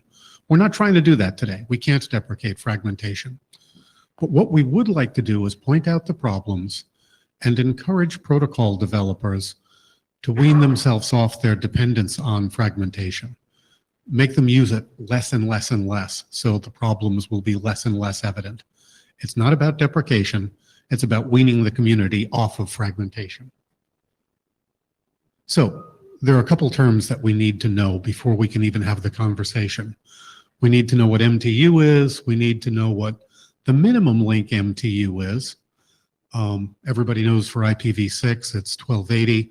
Everybody is probably shocked that for IPv4, it's only 68. It's not 576. We need to know what path MTU is. And I assume everybody here knows all that stuff, so I can just skip over that slide. Now, how does fragmentation work? Well, we talk a little bit about it for IPv4 and IPv6. It's defined in the base draft for both of them in 791 and in 8200. The big difference between them is in IPv4, you can fragment at the source always, or if the DF bit is clear, you can fragment downstream. In IPv6, you can only fragment at the source. There is no DF bit, and if it were there, it would be assumed to be clear all the time. There is one. Well, yeah, sorry, I said all the time. Jet lag. There is one thing that IPv4 and IPv6 fragmentation have in common. When you get a packet and you fragment it, you'll see the upper layer header in the first fragment all of the time, always for every fragment. you will never see the upper layer header in the second through nth fragments. You'll never see it in the subsequent fragments. That is where about half of the problems come from. Whoops. Okay. Let's go back a minute to the statement we made about where fragmentation can be done in IPv6 or in IPv4 when the DF bit is set. It's always done at the source. Well, if that's the case, the source has to do one of three things. First, it has to be, one option is it can be really conservative and never send a packet bigger than the minimum link MTU. That way it will never have to fragment. That's one thing you can do in IPv6 or in IPv4 when don't fragment is set. Another thing you can do is let the IP layer keep track of what it thinks the path MTU is and try to stay beneath that. That's the PMTUD discussion, which we'll have in this slide. Another possibility is to pass the responsibility up to the packetization layer and let either TCP or SCCP or whoever at a layer higher than IP keep track of what the PMTU is and let it refrain from sending packets too big. So let's talk a little bit about PMTUD first. How does it work? The source makes an initial estimate of what the PMTU to a destination is. Generally, that estimate is the MTU of the first hop towards the destination. That estimate may be large, but it's the best you can do a priori. Then the source starts sending packets, and one of those packets is going to be too large. When that happens, the router that had a hard time forwarding sends an ICMP packet too big back upstream. The PTB message has the MTU of the link you could not forward through. The source receives the ICMP message. It refines its estimate of the PMTU. This works really well if the network is capable of sending that ICMP message back upstream. If the network is not capable of doing that, it's black hole time. Okay, there was another option. If you don't want to rely on PMTUD and those ICMP messages, another possibility is packetization layer PMTU discovery. In this case, an upper layer protocol, say TCP, starts out, it makes an initial estimate of what the PMTU is. Then it starts sending probe packets to its TCP peer of various sizes. So it's padding the packet, so it'll be bigger or smaller. And it discovers the PMTU that way. And every once in a while, it probes around to see if its PMTU is too low, or it looks for lost packets to see if it's too high. Essentially, what it's doing is pushing the problem of PMTU discovery up to the packetization layer. And rather than relying on it, well, it can use ICMP feedback if it wants to, but its basic feedback is acknowledgement of its own probe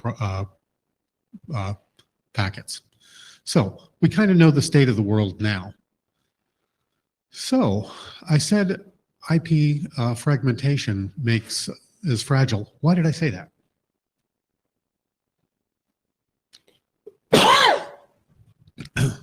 If you go back to that first slide, the transport layer header is only in the first fragment. This messes up a few things. The first thing it messes up is a load balancer. Many load balancers try to load balance on things that are in the transport layer header, and if they're not there, you just can't load balance as effectively. Another possibility is firewalls. A firewall filter may filter based on something like a TCP port.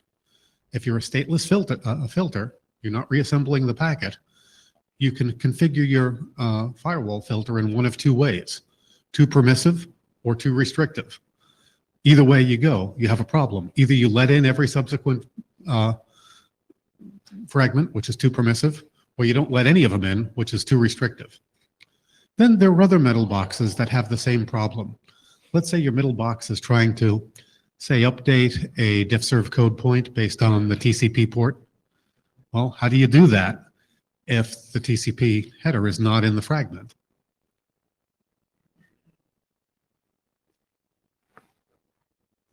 Hello. Oh, there we go. Okay.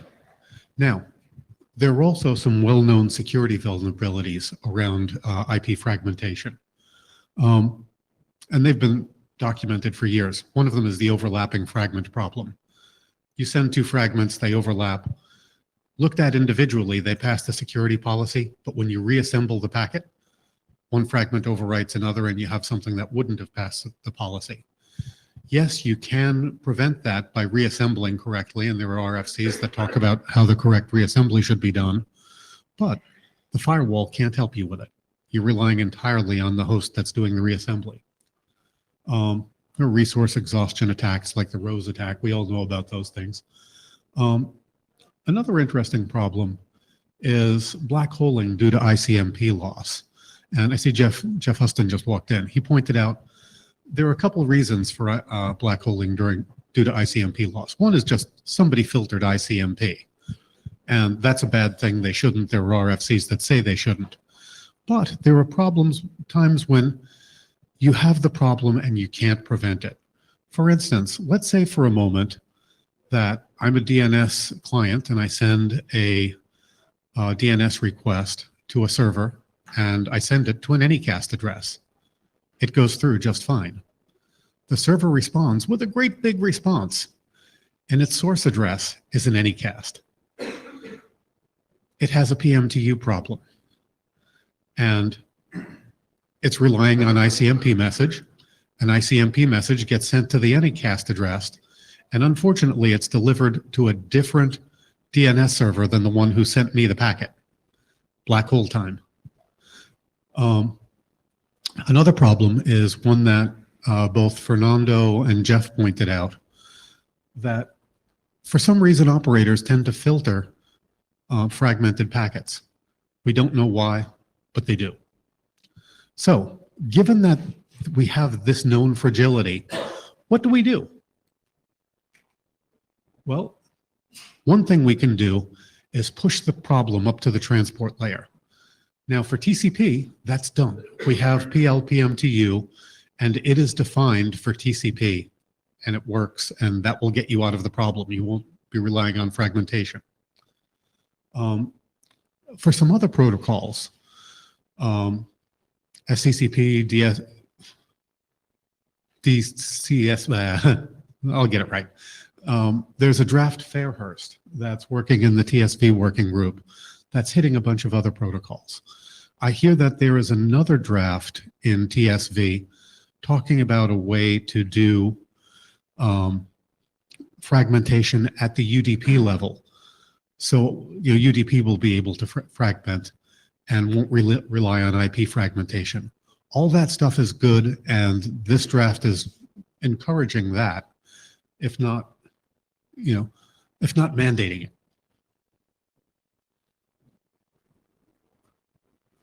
Click. Thank you. So what are some recommendations here? Well, first is application developers should not develop new protocols that rely on IP fragmentation. If you develop them, they're not going to work in all environments. Second, this is just a repetition of another RFC. Operators should not filter ICMP packet to bigs. Notice I do not say that operators should not filter fragments. They do that now, and they probably do it for very valid reasons. I just stay away from that point altogether. And the meta recommendation here is that DNS, particularly when DNSSEC is involved and you're sending long responses, that needs a solution. It's critical to the internet architecture that DNS doesn't hit the fragility that IP fragmentation causes. Now, the next slide I'd like you to ignore. No, actually, no, I don't want you to ignore it. I do want it to be adopted as a working group item, but not here. I want it to be adopted in the internet area.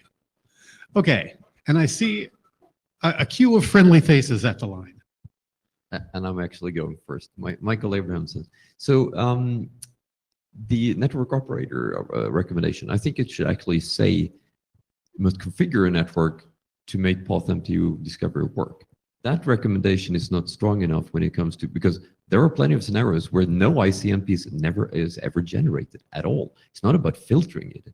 It's Oh, you're there right. there are setups where the IC message is just, I mean, if the MRU is small enough, the NIC driver will drop the packet. No ICMP will ever be generated. I didn't think about that. Some people don't even send them. Yeah. So I think that, and I've helped people with IPv6 that have PPPoE tunnels, where my deduction was that their operator never generated a P2B at all. You're right. I didn't think about that. That'll be in the next version. Right. And also, I perhaps we should actually state about protocols doing PMTUD. I don't know if you just rely on the other draft to do that, but we could include that as well here. I don't know. Okay. Thank you. West George. We have an elephant in the room. It continues to be an elephant and it continues to not get discussed. But saying that we shouldn't develop applications that rely on IP fragmentation is kind of the tail wagging the dog, in that the real problem here is that we can't carry packets that are big enough, because we still don't have an MTU larger than 1500 officially. Yes, we've got plenty of places we can do jumbo frame, but we are technically in violation of the Ethernet spec when we do that. And while I am not suggesting that any sort of formal change there will actually fix the MTU problem, it will help to reduce the areas where using larger than lowest common denominator MTU might actually work, because it will be more consistently supported. So I'd like to recommend, once again, and again, this is something that isn't specific to this working group, but given that you're talking about taking this draft to a larger discussion anyway, there might need to actually be the liaison statement to IEEE saying, please to fix this. Again, still, the rest of the world has moved on without you. You'd at least maybe make it official so that we can make this work better, because that's the fundamental problem here. Okay. I agree with that. Jared Mach, Akamai. So I had one comment and then Wes stuck a second one in my brain. But I'll try and stick to my first one. So the reason why I have often seen many fragments on the internet, and I've seen people filter fragments on the internet, is primarily around UDP amplification reflection attacks. So when somebody goes and injects a packet in, and then they get a very large response back, the application the application is sending all of this data, and the kernel ends up fragmenting all of that data. And the majority of fragmented packets, not all of them, but the majority of fragmented packets that people see tend to be involved in an attack. Which is why they filter them? Which is why they have filtered them historically. So, let me ask you a question about the attacks. Yes. If the UDP header had been in each fragment, would it have been more obvious which fragments were parts of attacks and which ones were parts of legitimate traffic? Would they be less likely, if UDP could fragment, would they be less likely to shoot all fragments? Yeah, if the port number were not 0, it would be very Oh yeah, okay. Yes, first I'd like to second what Michael said. Your draft currently talking about network not delivering ICMP, while what I am observing is some router vendors have some rate limits on generating those ICMP packet too big, and as a result, yeah. Yes, in fact, that rate limit can be blamed on RFC 1812 or 19. I didn't write it, I edited it. I think we should maintain no blame policy, right? Let's just get things fixed. So yeah, we need to explicitly say that it's not just filtering, it's other things when ICMP is not generated. Secondly, as an operator, I filter packets which I do not need. And if I need DNS, I would happy not to filter DNS, right?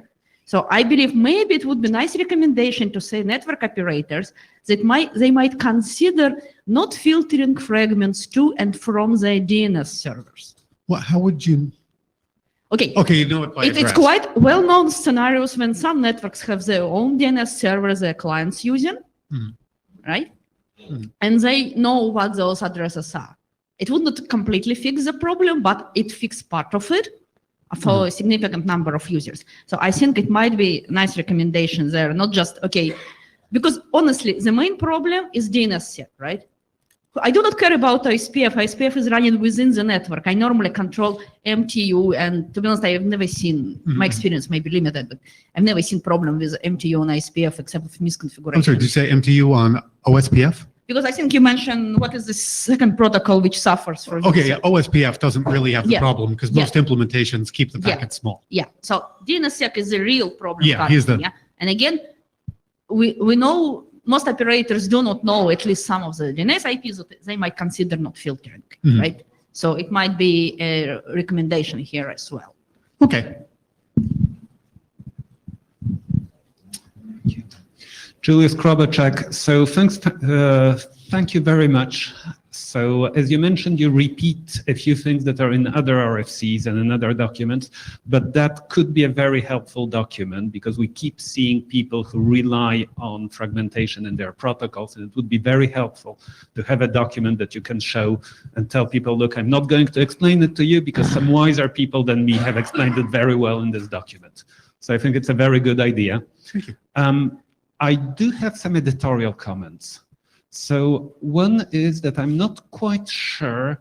So perhaps the least important one is I think you don't insist enough on the issue of efficiency, on what happens when some packets, some fragments are destroyed by an AQM and others are not, so they become useless. I don't think it's a significant problem, but it's something that speaks to people's imagination. Mhm, And so it might be worth stressing that a little bit more. Okay. And the other point is I have the feeling that it's not quite clear who you are speaking to. Are you speaking to network operators or to application programmers? And what I'm concerned about are application programmers because I think that network operators are very wise people and they don't have this problem. Going. Excuse me. So I would like to see it more aimed at application programmers, and I would like you to say outright from the beginning, look, mate, if you're doing TCP, you're fine because TCP will do it for you. But if you're layering your application layer protocol over UDP, then it's your duty and you will burn in hell if you don't take care of this particular problem. I like and that. I'd like this to be a little, said outright that you are blaming the people who are doing UDP. And Yeah, I feel that's not... I kind of like changing the emphasis that way because if you look at the recommendations, I'm saying nothing new to the operators, but I'm hitting the application developer over the head with a stick. Exactly my point. Yeah, burning in hell might be a bit severe, but Okay, formulate, it's your Okay. document, so perhaps you don't have the same style as me. Okay, Christian Wiedemer, independent. I have basically some personal experience. I send that to the list, actually. One thing you don't mention is that fragmented packets do not arrive in the same order as the packets that are not fragmented. that's true. It takes time to reassemble and they get out of order. No, actually they arrive before. So we are doing that, doing a quick interrupt test. And during the quick interrupt test, one of my colleagues with whom I was trying to interpret tells me, hey, why are you sending the encrypted packet before the uncheck finished packet? Because, I mean, the encryption key is in the uncheck finished packet, and then you send encrypted packets. Yeah, that's shocking. Yeah, that's bizarre. I'm not doing that. But it turns out that my first encrypted packet was an MTU probe to see, can I send that long on the message? Oh, I get it.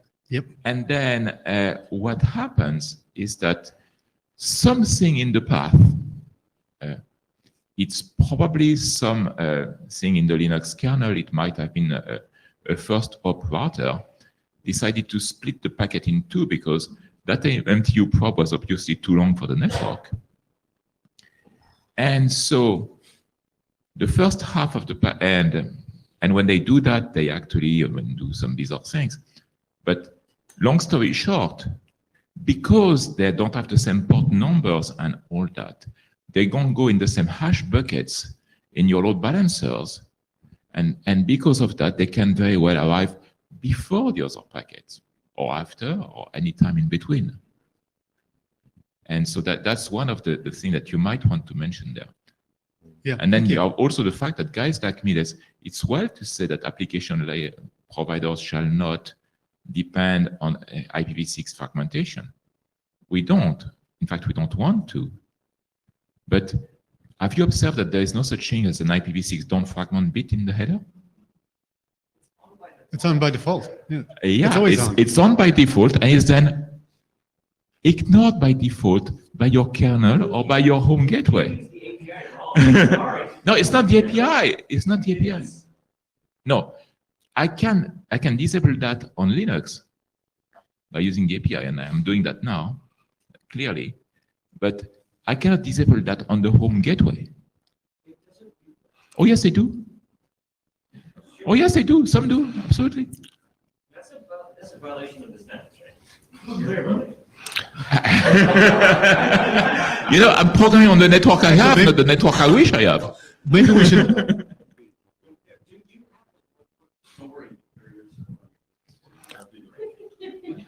Okay, I'll guys, just I need to remind you that we have half an hour left and we have a couple of more presentations. So let's be a little succinct. After years of observing the lack of success of BCP 38, I actually think that there is not much hope in trying to fix structurally broken problems.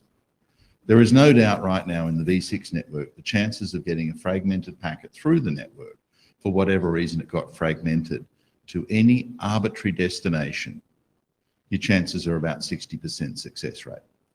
And in V4, your chances are still only at 80%. And I don't think we can fix it. There's empirical evidence to support that. So all the whips in the world, all the castigation and so on won't fix it. So what does that mean? For TCP, as you said, a good TCP will actually try and work within parameters that don't require fragmented TCP. And in theory, one should never see fragmented TCP packets.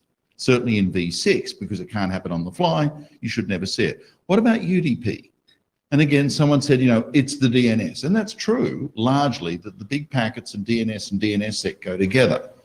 Now, the DNS will fix that after a while. It probes and probes into timeouts. But if you really thought, God, this is going probably not to make it, wouldn't you immediately fall back to TCP almost at once in the application protocol? In other words, rather than thinking that fragmentation loss is a rare event and it will take me some time to test, shouldn't you immediately say, well, I'm going to send a fragmented packet, but then I'm going to trigger the DNS to go to TCP as soon as I can. And so over in DNSOps, in theory, they should be looking at a draft by Davey Song that suggested whenever you fragment, send an additional gratuitous response packet that is your question with the truncate bit set. If you don't get the frag, within a couple of milliseconds, you'll get the trigger to go to TCP and avoid the fragmentation problem. I like that thinking, because once you get to the room of it ain't going to ever get fixed, let's live with this, you then start to think about how can I make the flip of fragmentation loss to recovery much, much faster than the banging the rocks we do today. So I think what you're suggesting is that the recommendation to the application developer shouldn't be don't ever, well, actually don't rely on it, it's okay, but we are, maybe we give some nuance to that. That's saying if you must fragment, and DNS feels it must because be DNS ready, over TCP be is ready to Armageddon. recover. Recover when you fragment more quickly than what you're doing now. Yeah. In other words, assume that Assume it's going to break and recover immediately. Break and recover. Yes, that's much more Oh, pragmatic. so actually DNS doesn't depend on IP fragmentation. eDNS 0 allows the requester to specify the length of the packet. No. Yes. But a massive digression. Don't want to go there. But Fred, no. Jared Mach from Akamai again. So I have a kind of similar theme of what Jeff was talking about, which is that, and you know, Wes brought up earlier of let's just make really large MTUs, really large MRUs on the internet. so we can pass all of these really large packets. The problems that I've seen here are that the router vendors tend to do this very poorly. In stuff, we have the rate limiters that were previously mentioned as well, that go and cause these packets to not necessarily be generated back, so the hosts understand what's going on. But I have to say, most importantly, the end users and the performance expectations that they have in running a CDN. Our end users, our end customers, have really high performance expectations. The extra couple RTT to go and do a PMTU event is something that is something where we would rather go and do something else instead, in order to ensure the end users are getting the performance necessary, regardless of whether or not the application is DNS or Memcached or anything else that is cool and sexy today. And performance is really going to be the gating thing, and we've seen that in how Happy Eyeballs was implemented with the very tight timers and so many milliseconds. And so something like this needs to absolutely work within those boundaries of what the performance expectations are for a modern internet, and trying to discover a L2 MTU black hole, because somebody's switch is misconfigured wrong or routers misconfigured wrong, is really something that is many people are, advanced operators are going to find, but many of the less sophisticated operators are going to have a huge time debugging that. Yeah. That's a big concern. I think between you and Jeff, what we've just figured out is that we need more nuance to that recommendation to application developers. Just saying don't do it isn't good enough. That's like, just say no to drugs. We have to say, try not to do it. If you have to do it, have some recovery mechanism. And by the way, the recovery mechanism has to perform well. Lorenzo, clearly, I don't see that the usefulness in that guidance. I just, if it's broken, then just move away from it. Like realistically, there's really nothing we can practically do to fix this problem. And we might as well be looking at packetization layer, the transport layer solutions for fragmentation, right? An extra UDP header, or just putting the solutions into the protocols that need them. I mean, we can pretend that 2,000 byte packets will survive on the internet. Fact is that they don't, right? So, I mean, for DNS, again, how's the client, because the client's the one that needs to fall back to TCP, right? How does the client know if the response is going to be too big? Do I try it every time, right? Because it's, yeah. So I think that's actually reasonable guidance. It's basically, and I think you get bitten by packet reordering, all this stuff. We just need to say, look, but one thing that we got when we were implementing 464X, which also has fragmentation issues, right? Was Ike assumes that you can send a certificate in a packet, and that's just silly, right? Huh? Sorry? Oh, okay, Ike v1, sorry. Okay, but my point is, I think even protocol developers, right? We should stop assuming that fragmentation is going to work. Yeah. Well, so it's not just application developers. I'm going to try to sit on the fence without hurting myself. On the one hand, we can make this more nuanced guidance. On the other hand, if we just leave the guidance the way it is, people who are actually experts will fix the problem. And we need to find some, Jeff is shaking his head, no. Or they might not. So we need to work that problem. That's probably for the mailing list. I'm Jim Metatia. Some quick notes about DNS. Probably you already know that, but there's a trend of doing TCP for DNS more aggressively. So that may be related to this fact. Although I don't think DNS over UDP will disappear pretty soon.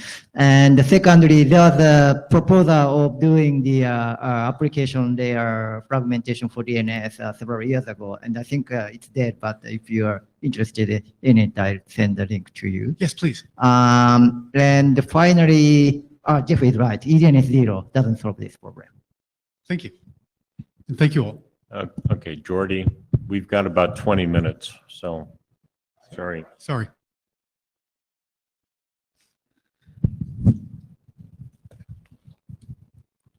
Does this impact? Yeah. Okay. So, history of this document. there was a discussion in the IETF mailing list a while ago about deploying just NAT64 in the IETF network. I was suggesting instead of that 464XLAT. The main discussion was that DNS64 breaks DNSSEC. And 464XLAT can be used without the need of using DNS64, which is something which is not possible with just NAT64. So I documented that and presented in the previous meeting, and the working group suggested that the document should be an overall discussion of deploying NAT64 and not just 464XLAT. So that's what we have right now. So the summary of the document contents is speaking about the three main issues of NAT64 deployment, which is that NAT64 with DNS64 breaks DNSSEC. NAT64 and DNS64 don't work for literals and older APIs. And NAT64 is not solving the problem of IPv4 only host. So then the document goes into discussing the considerations regarding DNSSEC. And I decided to take an approach of looking if I am an ISP or an enterprise, because even if I was at the beginning focusing the document in ISPs, I decided at the end, when the document was already done, that it works the same if I am an enterprise having my own NAT64, like the case for the NAT64 in the IETF network, right? So I decided to look at the approach of what wants to get an operator when they are deploying NAT64. They want to make sure that everything works. So I look at the perspective of the different scenarios, trying to see if everything is going to work in each of those scenarios. And the scenarios basically look into considerations about how it works depending on where is located the NAT, the DNS, and if there is or not a CLAT. Okay, so that's the way I have looked at the scenarios. I don't have time to go through all the scenarios, so I didn't put them in the slides, but basically the idea is you can have an operator that have everything in their own network, or maybe the case, and it happens already, where people is using an external DNS, and that means they can use an external DNS64, and this is something available already today. Or we can have somebody, instead of using their own NAT64, having a third-party operator for the NAT64. Okay, so those are the different possibilities. And again, I am not going to go through, but I think at the end is something like 6 basic scenarios. So then I go into looking into possible workarounds for the main problem, which is breaking the DNSSEC. And the workarounds are basically either not using DNS64, and then I look into each of the scenarios if that is going to work or not. The DNSSEC validator is aware of the existence of the DNS64, a stub validator, CLAT with DNS proxy and validator, ACL of clients, mapping out IPv4 addresses. And then another thing I am looking is considerations regarding the reverse mapping for DNS64. Then I look into the issue regarding the IPv4 literals and APIs, all APIs, IPv4 only hosts or applications. Then I look also into the possibilities and pros and cons of using a CLAT, more than 464XLAT, a CLAT, or a network with a CLAT using or not a DNS64. Then I look into something which is very common today, which is most of the customers don't use the DNS provided by the operator. They use their own 8.8.8.8. So is that going to work? And what are the consequences in each of the scenarios? Okay, so then CLAT translation considerations, summary of deployment considerations, and also I have a section regarding IANA consideration, because there is, I think it was Mark Andrews who submitted an amendment and also recommendation from IANA for the IPv, I think it was the IPv6 only.ARPA or something like that, which is used for the automatic discovery of the DNS, sorry, of the NAT64 and so on. And in the case that errata is not, let's say, moving through, I will need to have that in the IANA consideration section, right? And I think that's it, basically. I'm not sure if I did in time, probably. I have something like 5 minutes for each presentation, right? Yeah, so why don't we run through your presentations very quickly, and then we'll just take Okay, the whole lot perfect. of the mic. So next one. Okay.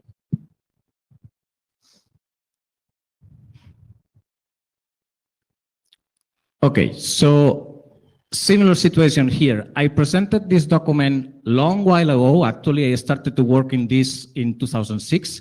And the basic idea of the document at that time was we can use the part of the customer prefix. For example, if the customer has a /48, we can use the first /64 for the point-to-point link.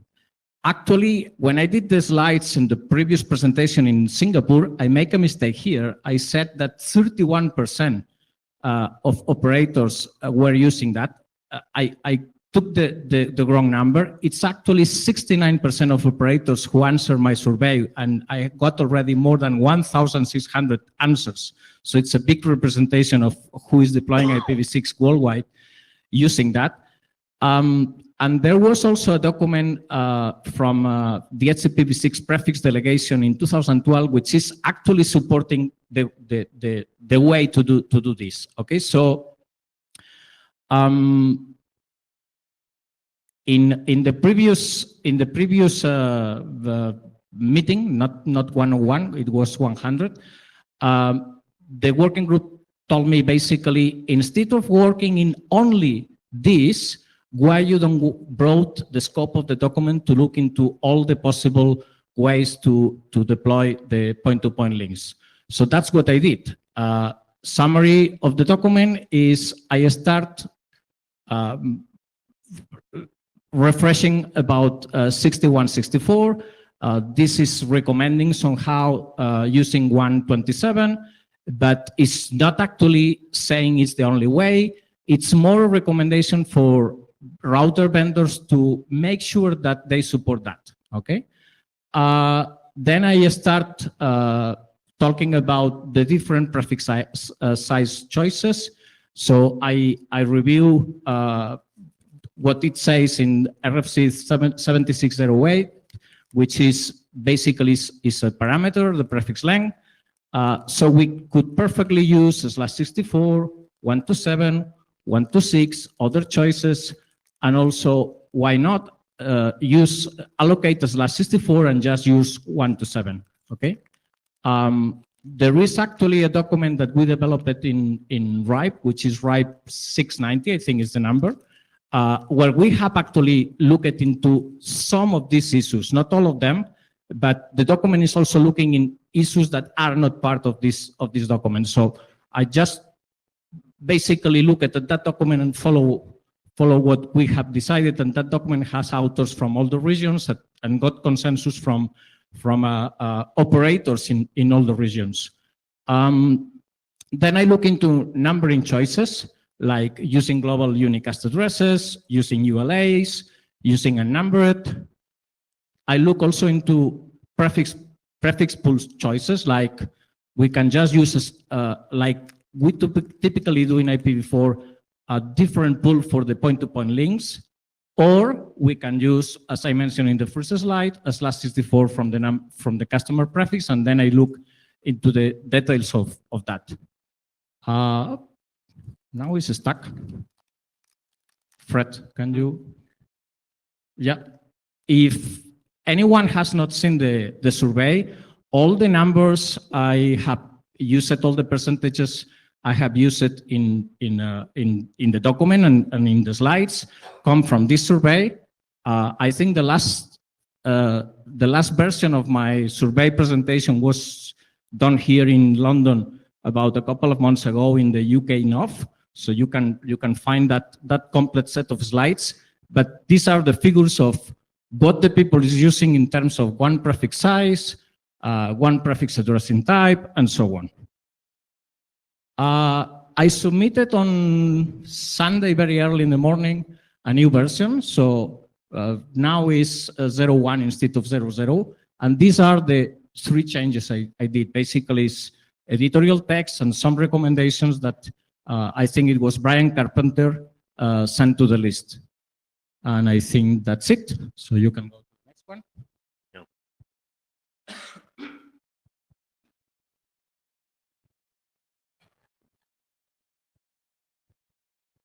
Okay, this document has also long history. The first thing to notice is that it should be somewhere in the room. I have now a co-author. I asked it for the 3 documents. I asked it if somebody want to contribute, and only in the case of this document, I got a yes from Hans from the link. So now he's also part of the document. This document was actually, the origin of this document was actually accepted as working group item in the IETF 1 year ago in Chicago. Basically, in that document, we had the broader scope. We were trying to update RFC 7084, with all the new transition mechanisms and HomeNet. I had a lot of versions, and then there was a pushback from the working group. And then in Singapore, I think I got the final recommendation from the working group, or at least what I understood looking at the video, is keep the format of RFC 7084, but use the document as an extension to that document. So take only in consideration supporting IPv4 as a service. So looking into, we will have IPv6 only access networks, and we need the CPEs to support that, okay? Basically the point, this is not working anymore. No battery, Fred. It takes time. I'm not sure where I am right now. Okay. So I think you want this one. Which one do you want? The third slide. After the title, one and another one. It's moving along. I'm not doing anything. Yeah, well, that's because I'm moving it based on what you're telling me. But okay, you need to be clear. I think it's that one. Okay. So the point is clear. We don't have any more IPv4 addresses. People, the ISPs are not able today to say to the customers, I only provide you IPv6, and I don't support your IPv4 devices in the network. There is no way an ISP can do that, okay? I like it very much, the presentation that we have about hosted services, but for broadband services, the situation is totally different. So we cannot go, unfortunately, that way. So the basic idea of the document is working over that. The CPs need to support IPv4 as a service. We will get, in the next few years, IPv6 only access networks. In some cases, for example, all the deployments with DS Lite, this is the way we are doing, and we have IPv6 only one, but we still need to support IPv4 inside of the customer LANs. I have been talking with CP vendors for about 1 year or maybe 1.5 years since now, and most of them told me, well, what you are saying, the document, we support it, but we don't have in the retail firmware, and we don't have it in the standard firmware. Most of the time we do in a project basis. So basically something that it's already done, but they are telling me we need a document that supports it to put it in the retail firmware. Okay, it's the only way we are going to go through that path. So summary of the document. Well, there is nothing new basically in the document. On the other way around, it's a cut down version from the previous versions.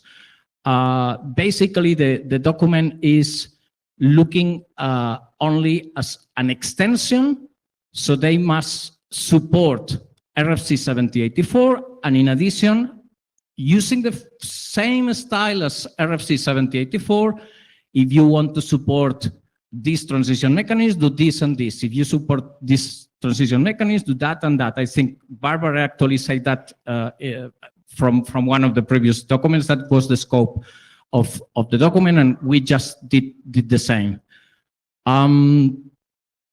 We make sure that following the recommendations of the previous presentation, we have a problem description, we have scenarios which were not clear in RFC 7084, we have end user architecture, which when the one is IPv6 only, but IPv4 is still needed. And we also explain the cost of code to support these new functionalities. And I think that's basically it. Yeah, that's it. Okay, so comments on those three presentations, Jen?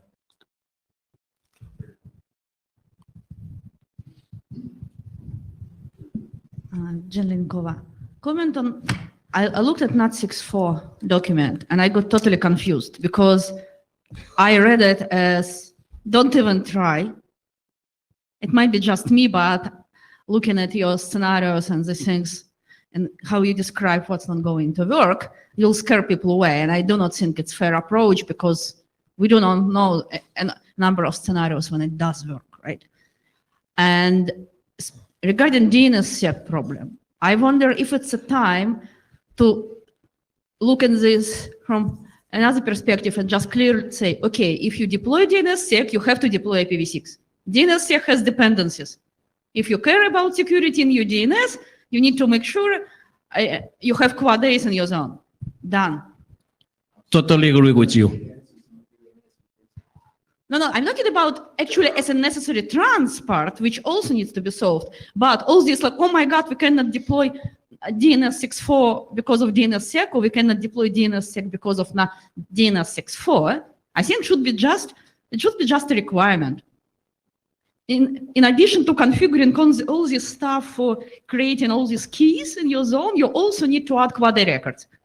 And then make sure V6 deployed, and then problem solved. I totally agree with you. I think, and I believe I put that in the document. I think there is text speaking about that, but maybe I forgot at the last minute. But it has been always in my mind. I always remember that you did the testing few years ago, and I think it was 1.7 failures because the lack of DNS64. Yeah, it actually depends on what DNS64 does because RFC was not clear and there are different implementations. But yeah, if it's only doing synthesis for signs, so yeah, if it's overlap between sign zone and zone without V4, yeah, it's about 1%. So it's actually much less than DNSSEC problem for V6 transport. So actually, who cares? Let's assume that now it's 2% failures. It's the fault of the people deploying DNSSEC, not deploying IPv6. That's clear. That's clear. So that's an obvious recommendation.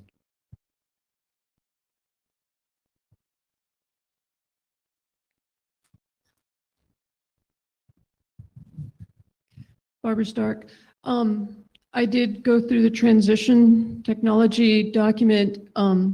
I think it's much improved. I like the approach. I am still concerned that there are still too many transition technologies. And I really think that somehow there needs to be a determination of, number of operators who actually want some of the various technologies and maybe somehow try to weed them out a little more. And of course, you mentioned that you wanted to try and get it in the CE router testing that's done by UNH-IOL, but that you need to talk to Tim Winters or... We talked already. Yeah. Lee Howard, this is not a comment as a chair. I have been, or a few of us, I think I had the idea and several people have contributed to a listing of operators who are running various transition technologies. I owe AP Nick a blog post on this, and I've been trying to actually get it written, but I will send that list to the V6OPS list so we can at least get a sense for who's running which transition mechanisms. I will note that to my knowledge, no major operator is currently running MAP. I think that is not because of a failure in MAP as much as it's a newness of MAP. Both T and E, I think, are of interest. I do know of one large operator, actually Charter in the US, has announced they're an early field trial for MAP-T, but that's the only one I know of. Well, now JP&E is running MAP-E. They gave a that's right. presentation in V6OPS. 3 years ago, yeah. Right, I've forgotten about that. Yes. And Reliance JIO is running MAP-T. Are they? Okay. I'm going to That's go what update they my said. I'm going to go update my That's spreadsheet. what they said. So. In the survey I mentioned before, one of the questions was which transition mechanism are you using? And it's true that Lightweight 4/6, MAP-T, MAP-E were those less used, but in the last couple of years I heard about more and more deployments of, and I am talking about big deployments, about Lightweight 4/6. And of course, if you consider also the cellular world, 464X-LAT, it's probably the transition mechanism which has bigger deployment. Yes. Trying to reduce the number of transition mechanisms when I have only 4, I think it's difficult. But in addition to that, it's not a recommendation to say you must support this and this and this. Is following the same approach as RFC 7084, which say, if you want to run this, do this. If you want to run that, do that. So it's not at all stating you must support all 4. And in addition to that, and that's what we have the code consideration section, all the data plane among all those transition mechanisms is exactly the same as the slide, which is already in RFC 7084. So there is nothing new in terms of code. Okay, so we're now at the top of the hour and we have a problem. So what I'm going to suggest is that we take this to the list. I'll basically invite comments on the drafts and try to focus attention on it. Where are the blue sheets? Thank you. So they're back in the back of the room there. Okay. Anybody that hasn't signed in, please put yourself on the blue sheet. Okay. I guess I'm jet lagged or something like that. Right. Okay, so then we're adjourned and we'll take the rest of this to the list.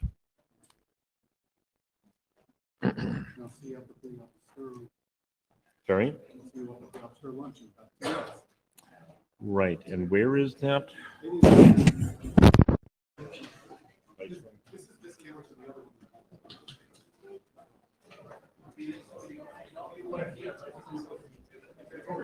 Victoria.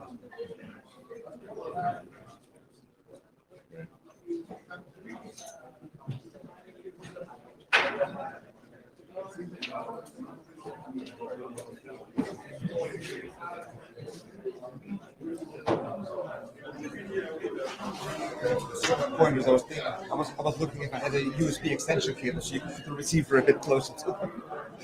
But I didn't have it with me. Yeah, well, I've got one upstairs. It's probably just one. No, you need 2 or 3 different ones. This is actually, maybe I need to change the battery. Yeah, two different ones. They do the same. I've noticed as well that a lot of people have Bluetooth and Wi-Fi all that enabled. That not just lose connectivity. I was thinking maybe you should receive a bit more that way. Well, except that was over there, so.